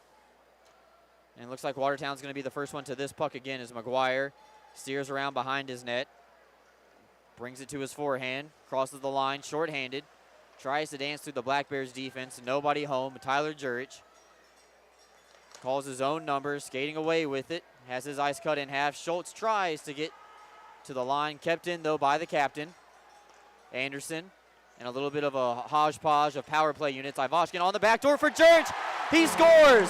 Goal number 300 for Tyler Jurich. And here comes the entire team. 300 professional goals for Tyler Jurich. What a time. Brooks, Tyler Jurich saw that goal all the way. When you have a goal scorer like Jurich, he is the type of guy who can get into space. He was wide open, low slot, stick on the ice. There is no way Liskowitz can get to that save. It's just such an impressive goal for your 300th goal. A very heady play from a longtime veteran. 300 goals across the minor leagues. Tyler Jurich, have a night and take a bow. 300 professional goals, Brooks, something very few players ever get to. Tyler Jurich gets us here in Binghamton tonight. I know you and I are a little concerned last night he might get it in Watertown, but I'm glad he's able to do it at home.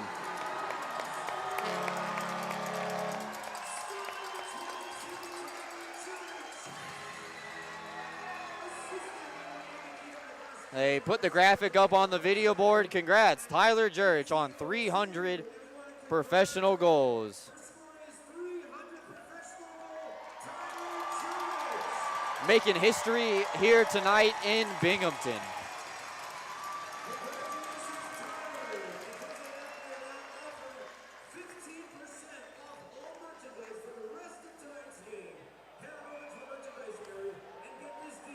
Take a look at the high energy replay, unselfish play from Nikita Ivashkin 2 nights in a row. Makes the extra pass. And the Black Bears score on the power play for the second time tonight. It's 5-2, Black Bears over the Wolves here in the middle frame. Just under a minute 45 left to go in this one.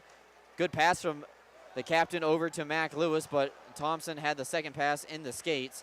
Goes the other way. The captain will bluff like he's going to wrap it around the boards and just keep it pinned up against the wall. And now Thompson behind his own net. Tries to start the breakout. Schultz will settle it down.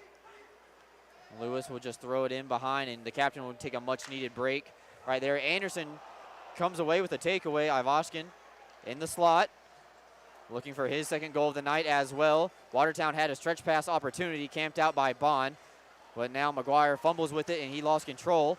Tellstrom and Bond still on the attack for the Wolves. 60 seconds left to go here in the second period.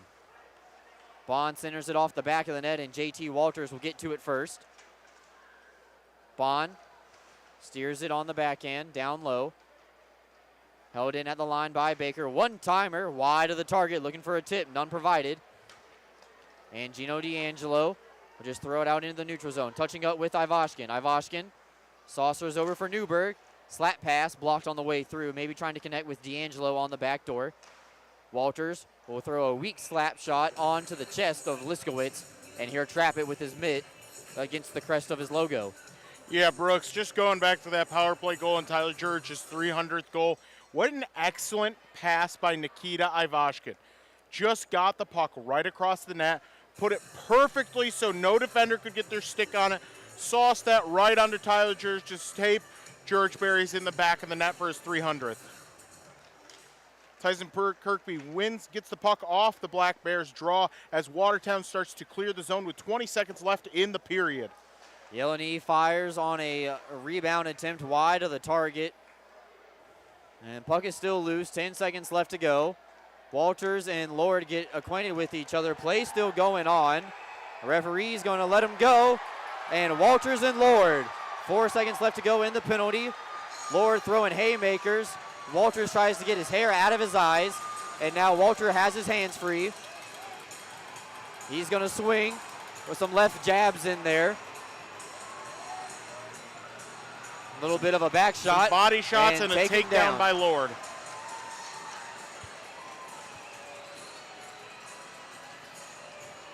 I'll tell you what, Brooks, in the fight strategy that comes along with that, Lord made the smart move, immediately reaching for the back of Walter's helmet, popping his lid off, keeping his head down as he was able to get 3 or 4 rights in before Walters was able to even get out of his own jersey. Yeah, Walters got a big right on him, a couple lefts, and then he goes down for Lord goes for a quick takedown once he has him pinned against the boards. That's the difficult thing about fighting in hockey, though, Brooks. If somebody can get in an advantageous position, once you get that left hand sunk in on that grip in the main jersey, you can start coming in with the heavy rights that really lay some shots in, and Walters just wasn't able to. Lord then goes underneath, making sure that Walters can't get any return shots on him. Walter gives him a couple body shots, and then Lord goes for the double leg. Looks like puck's going down here into the neutral zone right in front of the Black Bears bench with 4 seconds left. At this point, in a neutral zone face-off, all you really need to do is just drop the puck, and you can let the teams go to the locker room. We remain 5-on-5, both players being sent to the locker room since there's less than 5 minutes left to go. And the Black Bears will skate away after 40 minutes of play with a 3-goal lead. Congrats to Tyler Jurich on his 300th professional goal. He got it at home just like he wanted. He's the first man off the ice as he will head into the tunnel and the locker room. What an accomplishment. We're going to talk about that and more coming up on the Excite Motorsports second period intermission report. Don't go anywhere, folks. More to come on Fox Sports 1430 in Binghamton.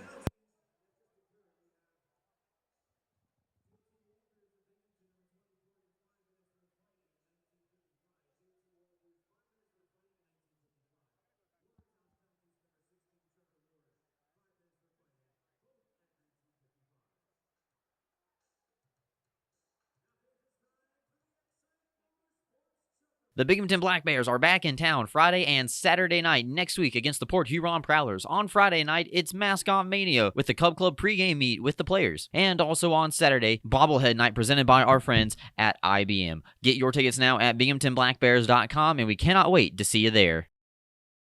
Into the slot, and Kirby scores on the one-timer. You do not want to miss 1 minute of Binghamton Black Bear action this upcoming season. With individual game tickets as low as $10 and outstanding group rates, there is no reason to wait to get your tickets to book your group. Call 607-722-7367 or check us out online at binghamtonblackbears.com. Fans, you asked for it and you got it. 2-for-1 beer night at our next home game, Friday, January 6th at 7 p.m. Come early for 2 beers at the price of 1. Special runs through the end of the first period. Power outages are a thing of the past when you have a Generac home standby generator installed by the team at American Electric. Give them a call today or visit them on the web at aegenerators.com. If you're looking to install a beautiful, durable, and handcrafted countertop, call Alice James Construction. The Southern Tier's most trusted stone fabrication will design and install your dream countertop and let you choose from a premium selection of natural stones like marble, granite, or quartzite. Stone or granite countertops starting as low as $35 per square foot installed. Schedule your free quote and receive a free sink with your countertop project. Call 607-275-5495. Getting your hands on an all-new CF Moto side-by-side or four-wheeler is now easier than ever at ExciteMotorsports.com. Purchase your next power sports vehicle with our new, easy, and quick online buying experience. Browse inventory on ExciteMotorsports.com. Buy, get approved for financing and e-sign online right from your phone. Ride, have your new power sport vehicle delivered to your home the next day at no extra charge. Browse, buy, ride. Fun starts here at ExciteMotorsports.com.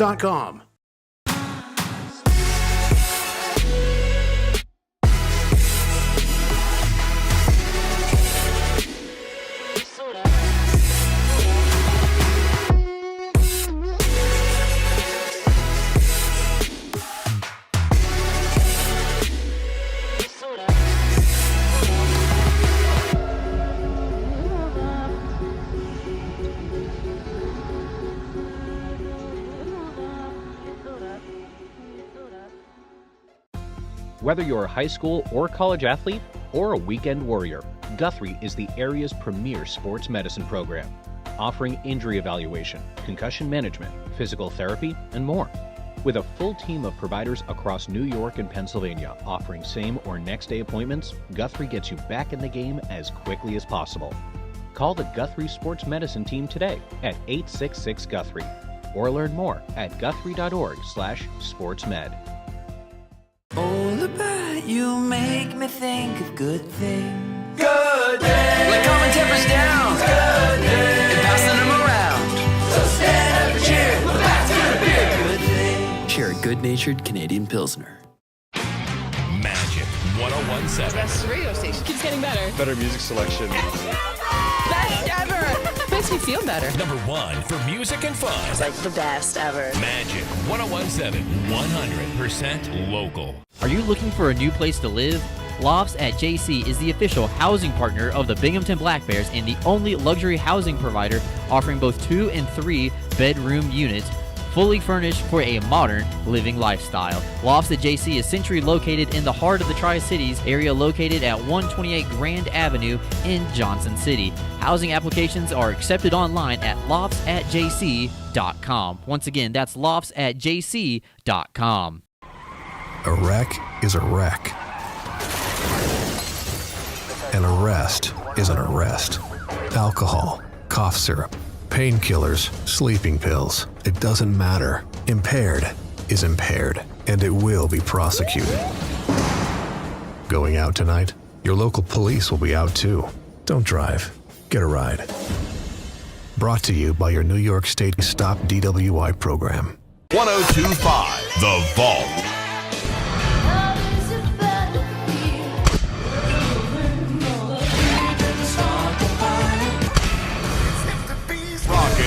Classic hits. 102.5 The Vault. We are 100% local.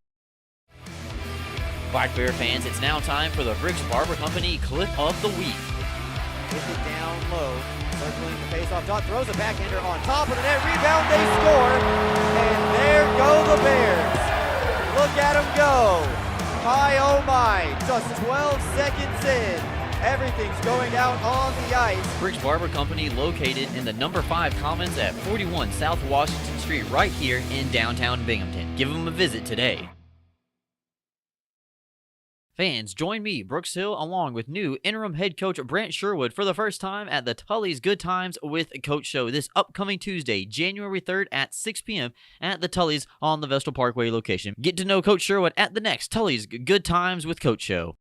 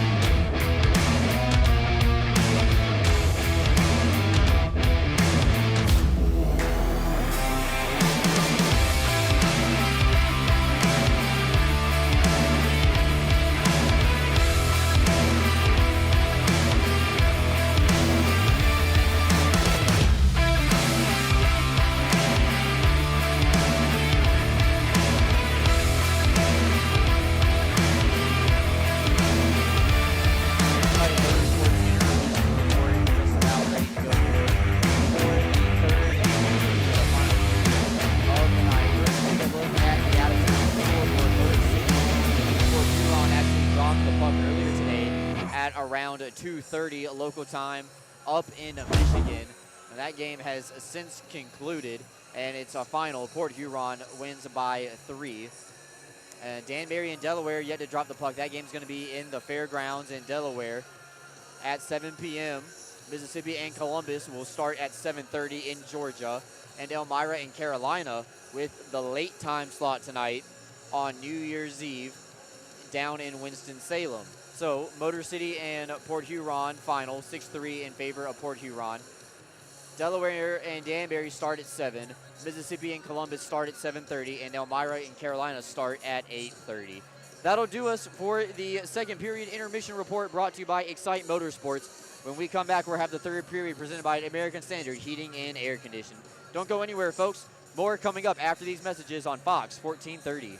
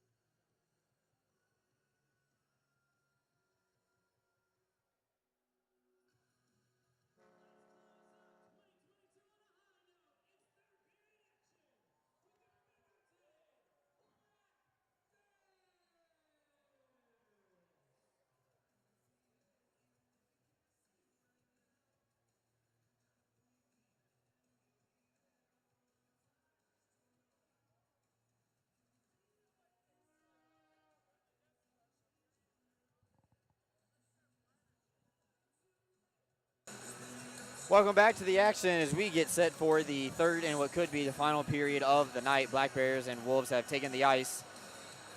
Taking a look at the Heinz Energy replay of that fight.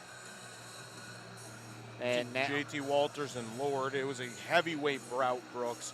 Lord landed a lot of big shots there, got in there before Walters was really able to get into a position to fight, and I'm going to have to give him the W in that one. That was a firm decision in his favor. 3-goal lead for the Black Bears, but you never want to take your foot off the gas in minor league hockey. We see it all the time where games can flip in a period, and we see if the Black Bears can hold on in this one. Yeah, Brooks, we got a starting line out of Thompson, Anderson, and Parker. A very energetic line. One of those that's going to be interesting, Brooks. Yeah, so Owen Liskowitz has been pulled from the game, and Travis Smith, who appeared last night in relief of Greg Hussey, is coming into the game as the backup goaltender for 2 consecutive nights against the same team. You don't see that every day. No, you don't, Brooks. It's one of those things that is an interesting choice mid-period to change your goalkeeper, or to mid-game, rather. In between the periods, you rarely see that unless an injury has occurred. And Schultz with the puck now. As the teams are back to the original sides on the ice, a couple of bodies collide in the neutral zone. And Schultz has it on the backhand. Tries to sneak one through the back door, but Schultz will throw a wrist shot wide of all the targets and miss all the players as well. Comes out of the zone, and Fitzgerald will be the first man to it. Tries to find Jesse Anderson on the up pass. Anderson leaving it back for Thompson. Wrist shot just wide. And now Watertown will go the other way. Tellstrom, cross-ice pass. It's on sides, and now Schultz will have to turn around. Good skating ability on the way through by Baker. Kept in at the line by Wilson, but Powell will be the first man to it, reverses it for the captain. And the Black Bears will take a whack at it, and they get it out of dodge. Yates chips it, though, into the bench. 18:34 left to go. Yeah, Brooks, an excellent job there by the Watertown Wolves, dissuading a very, very good opportunity for the Black Bears to score a goal on that offensive chance. Really good lattice work, a lot of drop-off passes, a lot of working together to create space that ended up in almost with a Black Bears goal and Smith's first goal on him of the night. As the Black Bears win the draw at center ice, Yellow gets it to the defense. Defense pulls it back. Wire gives it to Boyoko, who gives up the puck but then grabs it back, chips the puck in the air to Powell's glove. Yeah, we've seen a lot of players tonight grabbing it with their hands, Alex, and some more legal than others. I got Tyson Kirkby for a hand pass one time, neither here nor there. Yellow tries to go around Powell, but instead Powell stands his ground at the line. Kirkby trying to FIFA it over. This is offsides as Yates could not hold the line. No protest from Yates that time. Just got a little bit too liberal with the entrance into the zone. Yeah, and I think he expected it to be dumped into the far zone so he could chase it. When Kirkby gave it off to Jurich to dump into the zone, he wasn't able to pull. He tried to slam on the brakes and his foot just slipped off, circling and twirling out of the zone. Neutral zone face-off. Won by the Wolves. Good speed by Mann. Gets partially impeded on the way through. Centering pass through the blue paint. Nobody can connect. Pass, though, on the back door. Yarwood does a great job of tying up a stick from Watertown on the way through. And now Parker has the puck. Escapes out of the zone. 2-on-2 with Ivashkin. Parker, wrist shot. Save made by Travis Smith. And a good welcome to the game for 33 in blue. Yeah, Travis Smith with a great glove save there on Parker. Parker looking over at Ivashkin, seeing if he has a chance to pass that. Gets shut off to the inside, takes the wide one. And you know what? The Black Bears are fine with melting it down there and allowing them to set up one of their set plays from the offensive face-off circle. Newberg loses the face-off. You don't see that happen a lot. Here, chase after the puck, though. Fitzgerald holding in at the line temporarily, but Watertown will be the first team to it in the form of Wilson. He just wraps it around the boards, and Fitzgerald tries to slap it over to Parker, but intercepted on the way through by Watertown. Go the other way, wrist shot. No, backhand out in front through the blue and out. McVeigh made the initial save, but he didn't know where the rebound was, Alex, and now the puck gets back on the stick of Baker. Wrist shot, and a blocker save made by McVeigh. Matt Brown's had a couple of scoring chances here already in period number 3. Watertown down by 3, still within reach. Wilson, wrist shot, easily saved by McVeigh, who closes the wickets and puts the mitt down in front, and he wants a whistle. Yeah, the Black Bears have done an excellent job shutting down second chance opportunities on the backside of the goal.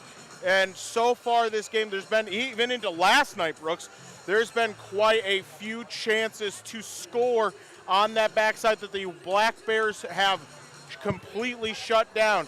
As we get ready for the puck drop, Yellow Knee with the shot on net. McVeigh swallows it up and melts it down. Oh, thank you, Alex, as I got a much-needed bottle of water from our dear friend Kayla, one of our best volunteers with the Black Bears. Now, throat was very parched right there, so took a quick sip. Thanks for covering for the last 5 seconds. Looks like Coachman and Rabinowitz getting a little acquainted with each other, and that's going to force Austin Thompson out of the face-off dot. Looks like they're moving Coachman. They're swapping everybody. Officials moving Coachman on the opposite side. Haven't seen that before. Yeleny has a wrist shot right off the drop. Lewis loses his glove in the process, almost flicked it right back up to him. And now the captain off the boards. We'll just go 50%. Doesn't want to chase after that one. That's the play because Anderson's already down there. Thompson coming on to lay a hit. Stretch pass off the hand of Yeleny. No hand pass as Schultz is the first man to touch it. Anderson throws it up for Thompson, and Anderson will take a little bit of an extra hit. And these teams are not afraid to hit the board. Hit the weight room and get after the body, Brooks. Yeah. Which we saw last night with Taylor Cutton literally launching a Watertown Wolf into the bench like a lawn dart. Mac Lewis in front of his own bench will just throw it off the half wall. Back out to Watertown is Lewis. Got a little bit of kerfluffle in front of the bench, Brooks. Yeah, has a little bit of an extra shove for one another. Didn't make out the Watertown number as we're not on the television side of the ice. Tipped out in front and swallowed up by McVeigh. Coachman and Powell very quickly to step in front of their goaltender and make sure that no extra whacks come this time. And with that shot on goal, Watertown now leads the tally 21-20. Yeah, Brooks, it's been interesting so far this period how it feels like Watertown's strategy has changed a little bit. They're being less aggressive in the front part of the forecheck, allowing the Black Bears to try to get the puck up to the blue line where they try to set a trap to get that puck. Heavy hit down low on Cam Yarwood.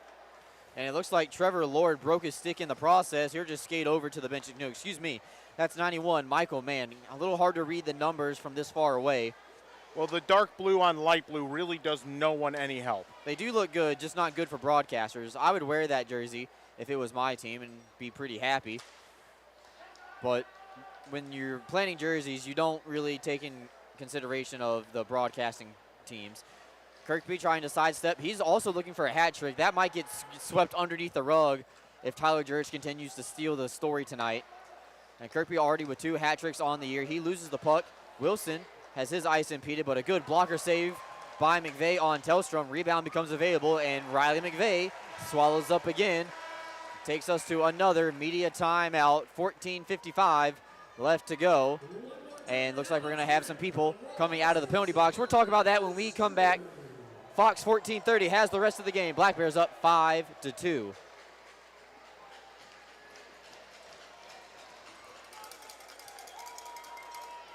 t-shirt toss was brought to you by American Standard Heating and Air Conditioning. Don't settle for less. Ask for American Standard Heating and Air Conditioning, built to a higher standard. It's t-shirt time. It's t-shirt time. Who wants one?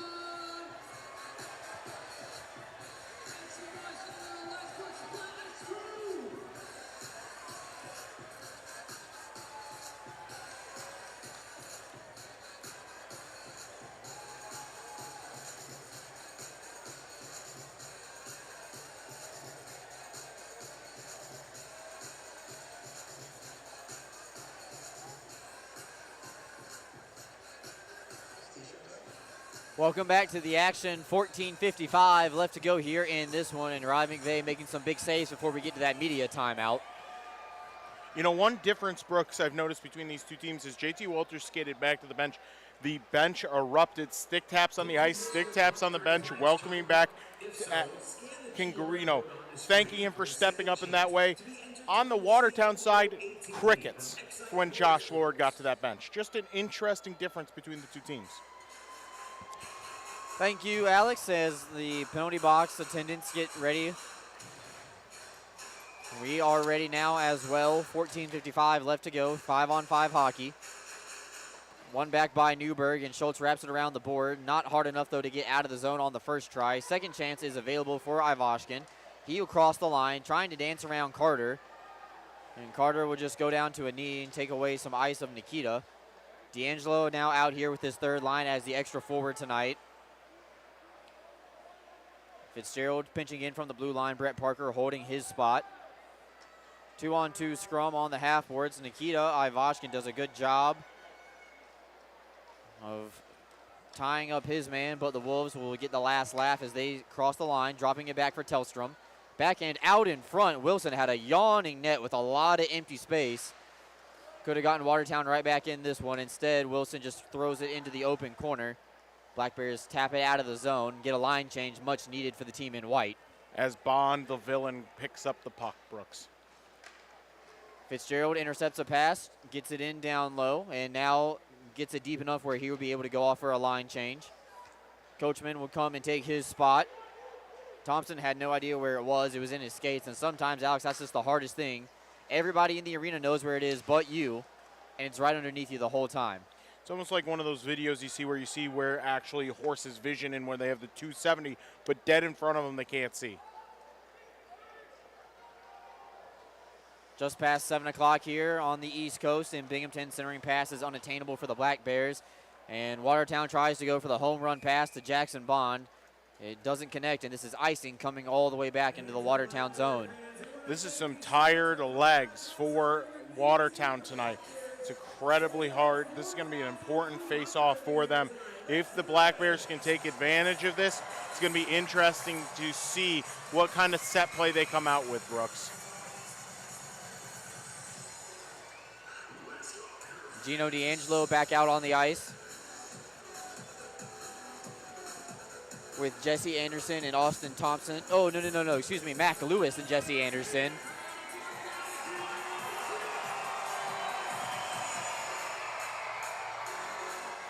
Looks like we got a false start, and so this face-off will get prolonged just a little bit more. 2 false starts, actually, Brooks. D'Angelo has it in his own zone. He skates it out of harm's way. Throws it to the middle of the ice, but a little bit too far in front of Lewis. Powell will come away to chip at it. And Lewis will hand it down to himself. Stopping and starting in his own zone. Throws it off the glass. And Anderson will get on the forward check. Watertown in control of the puck with 12:50 left to go. Elevated off the glass, and Lewis tries to go around the linesman, but unfortunately not a lot of real estate on that penalty box side of the ice, Alex. As Watertown goes the other way. They touch up on sides. Liam Little gets it in down low. Walters, though, first man to it. That's his first touch since he's been in the box for 5 minutes for his fighting major. Yarwood with 2 assists on the night. Trying to get it out of the zone. Yates, maybe one dance too many on the deke there, but now Walters gets the red line, throws it down low. Goaltender played it anyway, even though he was past the red line. Yates circles the net, gets pinned up by McGuire. Referee says get up and play on. Nothing there.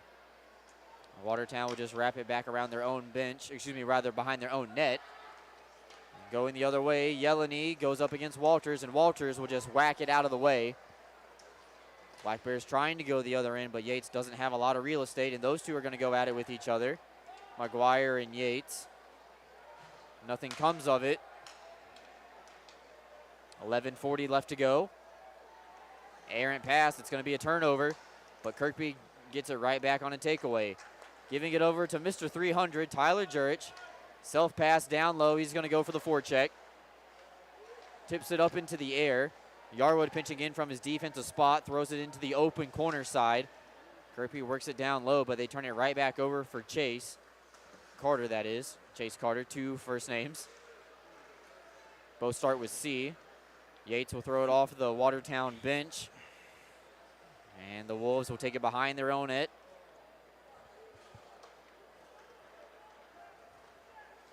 Very long shift on that last one from Cam Yarwood, almost a 3+ minute shift. Now we saw Jack Hughes just a couple of weeks ago for the New Jersey Devils break the NHL record for longest shift as Colin Fitzgerald comes in 2-on-1. Ivashkin out in front. Backhand, what a move. Nikita Ivashkin, his second of the night. I'm pretty sure Smith's jockstrap is somewhere in the Watertown bench. Ivashkin just dangled him so hard. I'm surprised he didn't. He just took the thing hook, line, and sinker as if it was a bass out on a pond. Nikita Ivashkin, second of the night. His 18th of the season. Absolutely filthy, Brooks, as we see the Hines replay. Pass across, fakes the forehand, flips it onto his backhand right over the glove as Smith stretches out faster than a pull-out couch. And a great entrance into the zone by Colin Fitzgerald, also getting the primary helper on that play. Fitzgerald, one of those puck-moving defensemen that we talk about all the time. And the Black Bears are now up by 4. And Nikita Ivashkin gets the goal.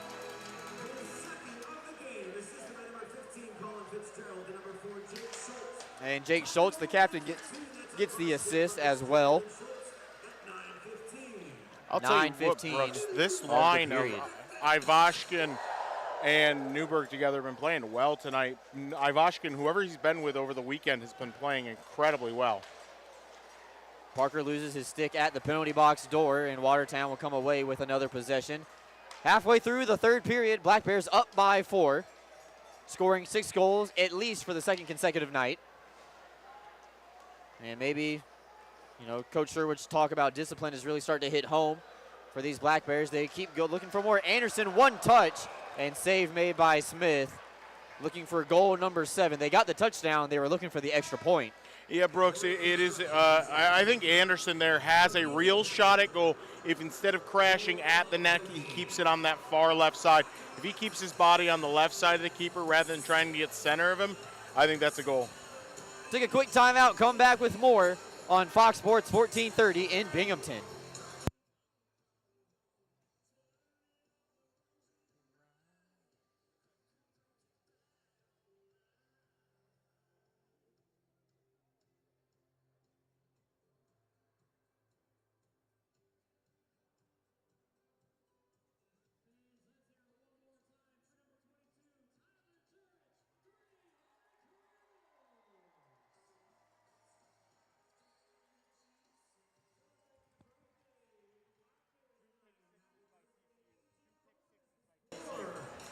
Welcome back to the action here inside Vision Veterans Memorial Arena, and a Happy New Year to your family from ours here at the Binghamton Black Bears.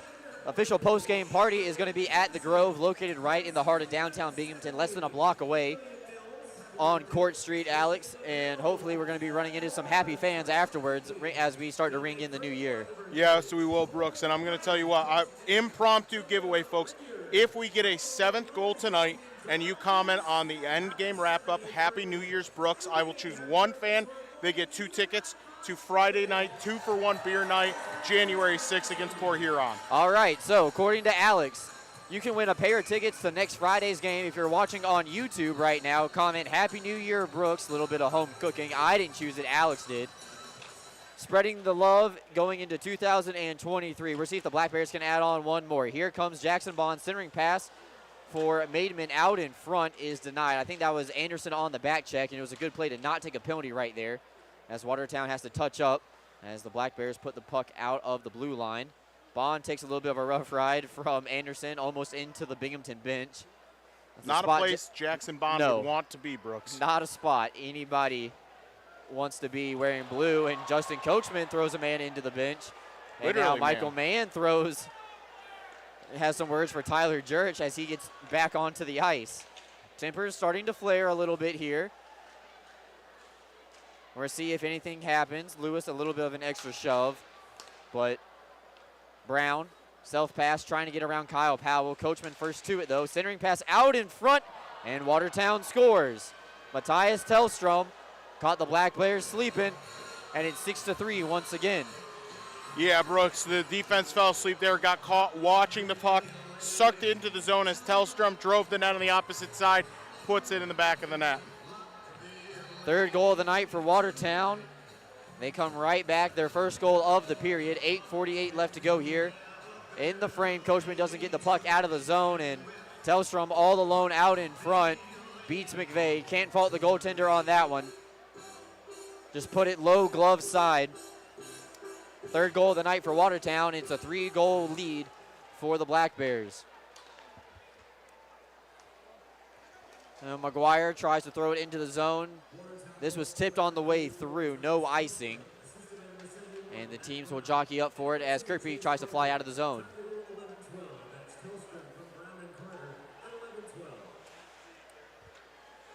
And Jurich down low with it. Leaves it for Yates. Yates has Yarwood pinching in very much down low. Don't know if I like that so much. Up by 3. I really don't see the need to pinch the defenseman in that low, but that's why I'm a broadcaster, not a coach. Maybe that's a set idea. But now after the icing, they're come off and they have a set play off a clean face-off win. Well, and Brooks, what you want to do is you want to keep the intensity all through, because if Watertown were to happen to get another goal, this is a 2-goal game. That's a close game with 8 minutes left. You got to keep your foot on the pedal. Got to keep putting pucks in the back of the net as Watertown wins the puck and McGuire takes the puck behind the net, sends it all the way down. Looks like it might be up for another icing. No, touched up by Watertown. Yeah, good hustle by Jackson Bond, beating out the icing call. Bond's a fast skater, a real pest. If you don't keep track of him on the ice, he can make you pay. And, you know, due to his stature, he's a little bit susceptible to get lost in transition, maybe hide behind a player, and then all of a sudden, bam, a speed burst out of nowhere, and he's going the other way. Black Bears try to break out from behind their own net. They have a lot of guys on the same side of the ice as Tyson Kirkby can't corral the puck off of the blade of his skate. And Jurich will just wrap it back for Yarwood. Yarwood now for the second time this shift has the puck for behind his own net. Black Bears will be back in action at home on Friday and Saturday next week. Mascot Mania on Friday. Saturday, bobblehead night presented by IBM. And Golden Bear night, Brooks. Golden Bear night. We're going to have a lot of people from our neighboring town of Vestal here at the game. As Fitzgerald tries to exit the zone, finds Gavin Yates, uses a little bit of a pick from Kirkby. Yates will just backhand it in down low. Kirkby centers up, out in front, hack and whack time for Yates. And Smith will melt it down. 6:53 left to go. And looks like nothing is going to come of this one from that little tie-up after the whistle. Yeah, Colton McGuire with a little bit of an extra shove there to Yates, saying, hey, man, you're up 6-3. Don't be whacking at my keeper like that.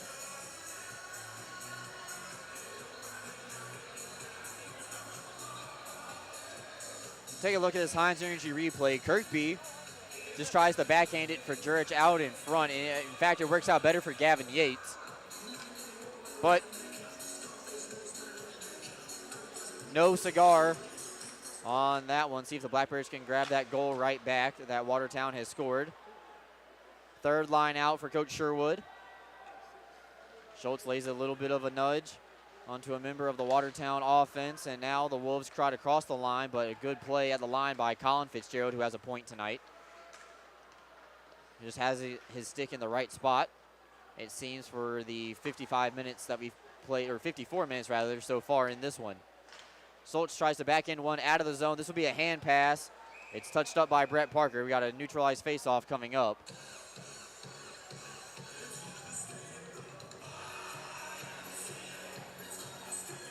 Now, an interesting thing, Brooks, there seems to be some communication between Schultz and the official being a bat or a pass, which is one of those rules in hockey. It's hard. It's sort of like offsides in soccer or football for our European friends. It's hard to explain unless you see it. And so we have a face-off in the offensive zone of the Watertown Wolves, right to the right of Riley McVeigh.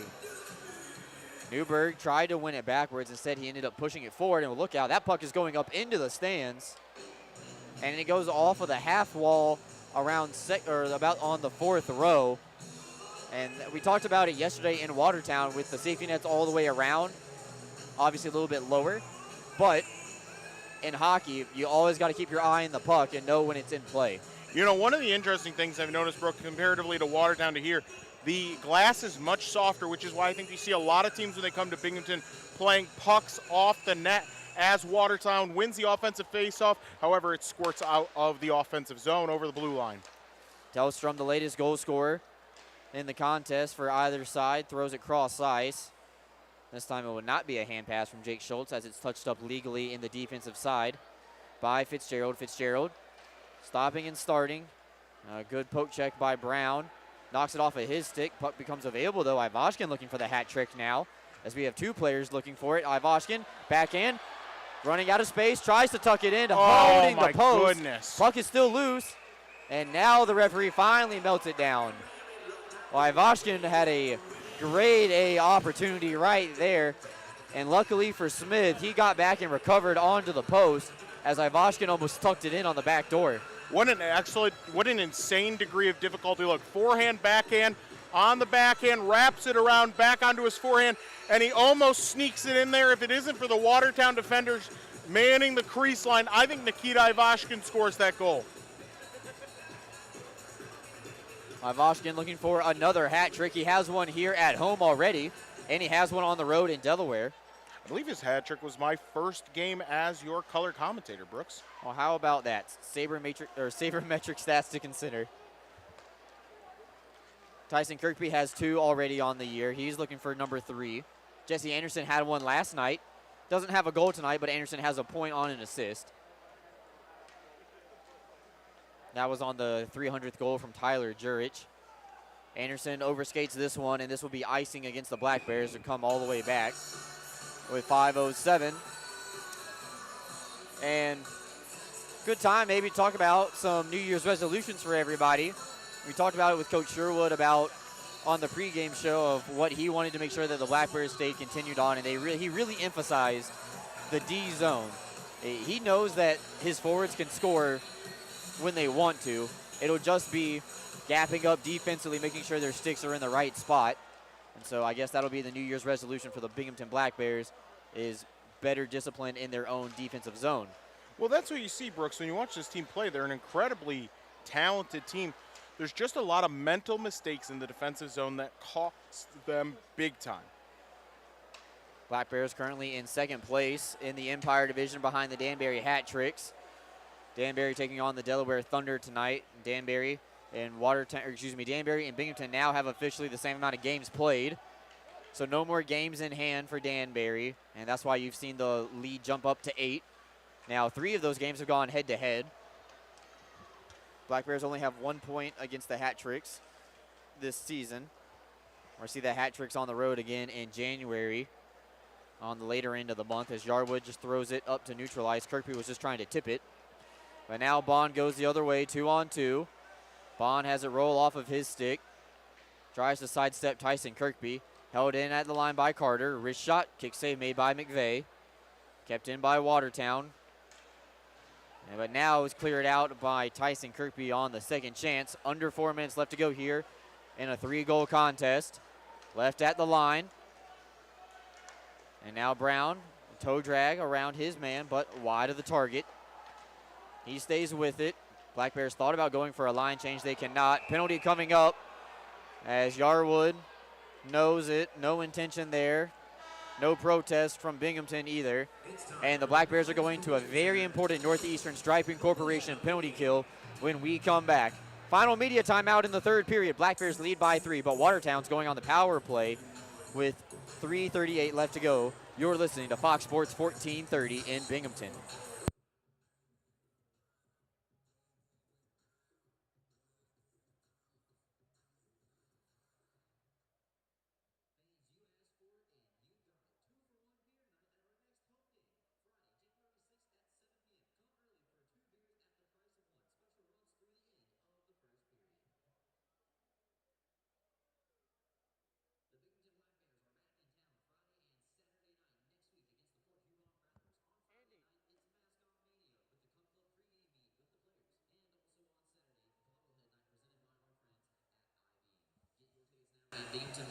Welcome back to the action. It's a Northeastern Striping Corporation penalty kill for the Binghamton Black Bears.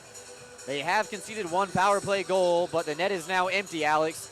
So it'll be a de facto 2-man advantage for the Watertown Wolves as they try to climb the mountain and get back in this one. However, Brooks, what this sets you up for is a really good opportunity for an empty net goal for the Binghamton Black Bears.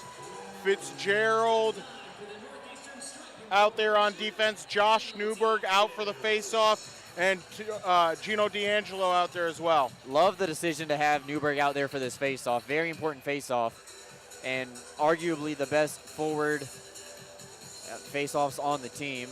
Doesn't win that one. And now McGuire has it at the blue line. 2-man advantage. Slap shot. McVeigh makes the save. McGuire gets it right back. Throws it over. McGuire, top of the umbrella, dancing around, gets it down low into the faceoff dot. Brown has a goal, wrist shot, it's in the legs. McVeigh covers up. An interesting thing there, Brooks, as well, is to look at there was no one there who could score a faceoff or a hat trick on the empty netter.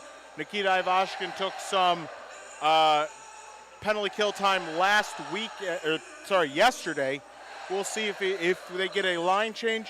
He gets out there and possibly could get it. Also, Tyson Kirkby, one of the penalty killers for the Black Bears. So it'll be interesting to see if somebody can grab a hat trick on the empty net. Newberg wins the faceoff back, and Fitzgerald is able to throw the puck all the way down the ice, and That's A why little you bit have of a business decision, Brooks, from the Watertown defender. The puck was coming straight for his grill. Decided the puck getting out of the zone was worth more than the dental bill. Tellstrom at the top of the blue line, works it down low, centering pass, high slot. McVeigh, glove save, and just behind the top of the net. McVeigh got enough of it. D'Angelo behind his own net, tries to throw it off of a defender, but man blocks that shot. Watertown swarming to the puck like a group of bees. Now Tellstrom back over to Wilson, wrist shot, and I believe that hit the post. That hit the Crost, outside Crost, upper left corner. Wilson, another wrist shot wide of the target. Elijah Wilson starting to feel himself a little bit. It looks like Newberg's taken down, broken stick.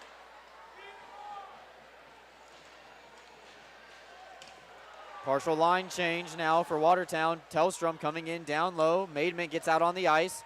Wrapped around the boards. Can they hold it in the zone? They cannot. Newberg is going to get off the ice.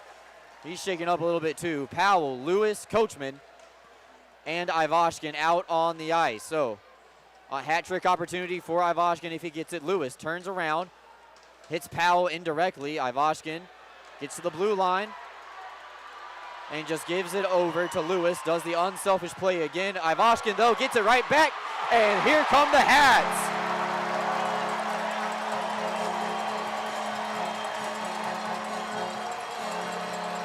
Happy New Year, Nikita Ivashkin.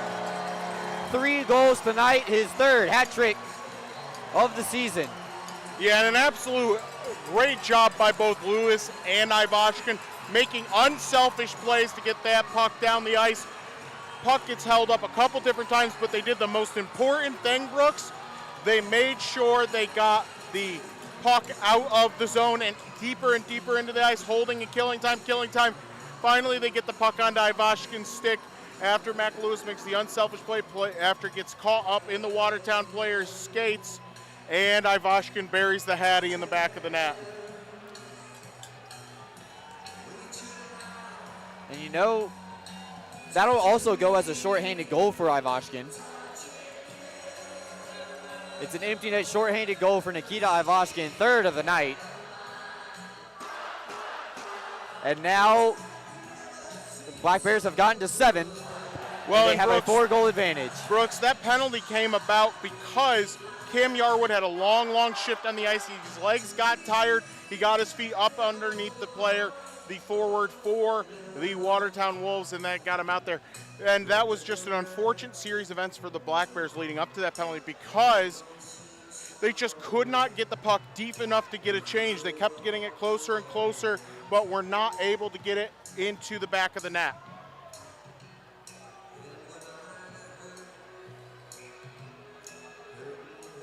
.144 left to go here in the 2022 calendar year for the Binghamton Black Bears.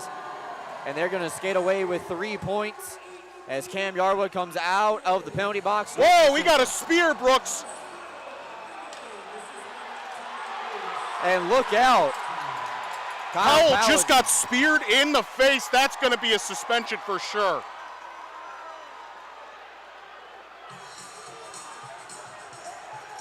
That was Chase Carter. Powell gives him a little slap on the rear end. Carter turns around and gives him a direct shot to the eye. Completely uncalled for. One of the dirtiest plays in the game, and probably will have Chase Carter watching games from the sidelines for a significant amount of time. Justin Coachman still has some words to say. And Chase Carter doing his best turtle impression at the bottom of the pile there, Brooks. Just a cowardly thing. Just in a complete cowardly display by Chase Carter. If you're going to do that sort of thing, step up like a man, give them a shot to take their pound of flesh back. Justin Coachman giving it to the bench of Watertown. Kyle Powell is going to head to the locker room for precaution. That's definitely the wise decision there. His night needs to be done. They can go ahead and start that evaluation. Justin Coachman gives the crowd the salute, standing up for his former teammate and now current teammate as he's headed into the locker room. I believe he took Chase Carter's glove with him as well, Brooks. Took a little bit of a souvenir. All right, here's the Heinz Energy replay. We unfortunately didn't see it. Coachman, first man to throw the gloves off right away. Lewis also getting in there and throwing Carter down to the ground. Ivashkin wants to get in there as well. And Carter at the bottom of the pile doing his best impression of Claude Lemieux. That's the type of thing, though, Brooks, that'll be remembered going forward. You can't spear a guy in the face like that, specifically right around the eye region. Just an unacceptable thing from Chase Carter. I don't even know what he was thinking there.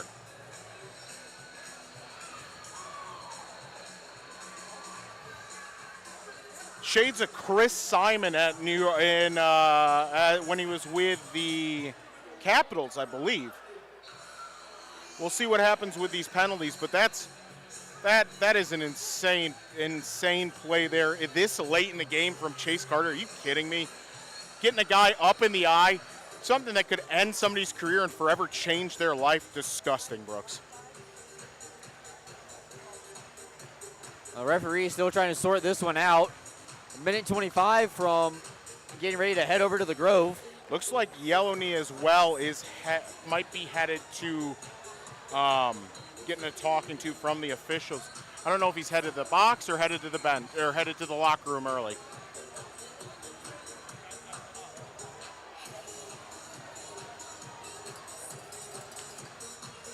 Oh, for all those who stayed the whole time, they've gotten a show, unfortunately, at the expense of Kyle Powell.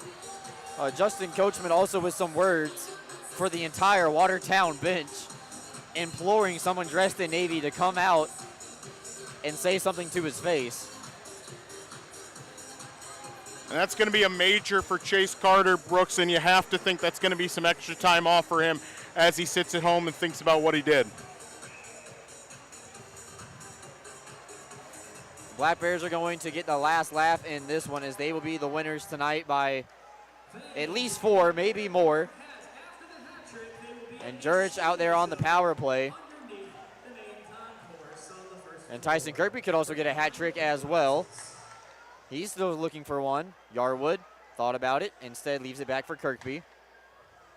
And Black Bears will finish this game on the power play. Brett Parker skating around Jurich, loads it up for Yarwood. Slap pass for Parker, a little bit behind, and it's going to be thrown down the ice. No, rather, excuse me, that stayed in at the zone temporarily, but forces an impromptu offsides.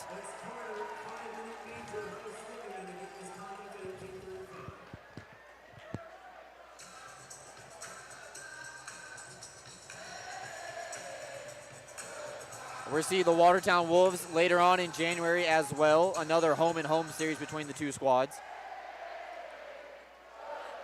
Brooks, you have to think that's going to be something that these Binghamton Black Bears remember for that game, because that's just this late in the game.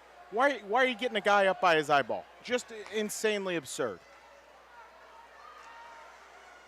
Black Bears wrap it in around the boards as this one has only 30 seconds left to go. Can't be kept in by Yates. And Yarwood now stands behind his own net.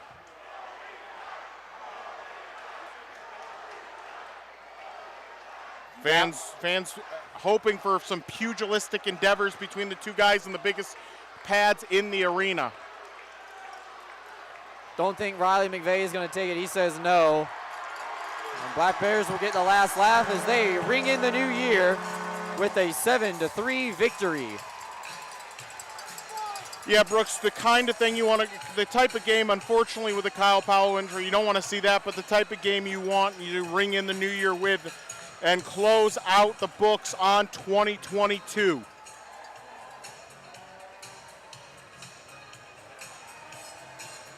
Luckily, here comes Kyle Powell back on the ice to celebrate with the boys, celebrating in the new year. Justin Coachman also coming back out, bring out to get the fans, give them their classic circle stick tap at center ice. We're taking a timeout, come back with the La Quinta Inn and Suites postgame show. Black Bears winners on New Year's Eve. Final score, Binghamton 7, Watertown 3. Don't go anywhere, folks. More to come after this on Fox 1430.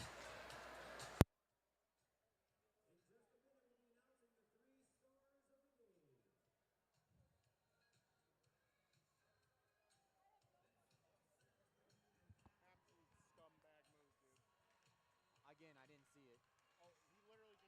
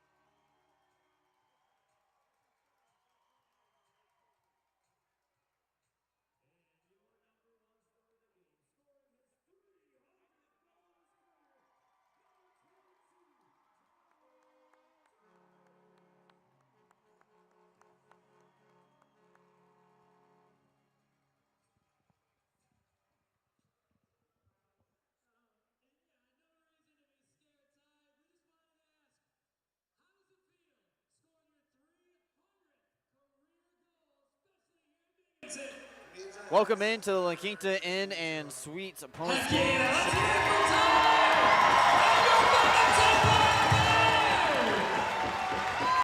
Let's go ahead and get to the Binghamton Hockey Booster Club highlights from tonight's game.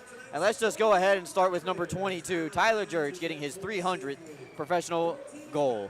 Yeah, Brooks. And it was an excellent goal. It wasn't even a cheap one or one that bounced in the back of the net. Tyler George does a great job getting in front of the net. Nikita Ivashkin sauces the puck perfectly over a defender's stick, lands it right on his tape, and he puts it in the back of the net. Later on, though, not to be under noticed, Nikita Ivashkin does get a hat trick tonight, but almost gets brushed under the rug with such a big milestone for Tyler George. But Ivashkin played well both on the offensive side of the ice and in the defensive zone as well. And he ended up with a 4-point night, 3 goals and an assist as well, and a great day at the office for number 8 in white. Yeah, and, you know, the empty net goal on the penalty kill ends the night for the Watertown Wolves, except for a little extracurricular fun, or rather not fun, I should say. But Ivashkin was on fire tonight. He was all over the ice. He got the tip off the Coachman shot at net. He just was everywhere you want him to be as one of your main goal scorers on that second line. Did a great job on the penalty kill. He really was one of the best players on the ice tonight. Black Bears win by a final score of 7-3. They sweep Watertown, get 6 points this weekend, and they're going to get ready to head to the official postgame party at the Grove. For anybody still listening onto the radio show and still out and about, make sure to join us over at the Grove. Present a ticket from tonight's game and get 15% off your entire purchase on New Year's Eve. We'll take a quick timeout, come back with the Budweiser 3 stars of tonight's game, and take a look ahead at the Port Huron Prowlers next week. Don't go anywhere, folks. La Quinta Inn and Suites postgame show not done yet on Fox Sports 1430 Binghamton.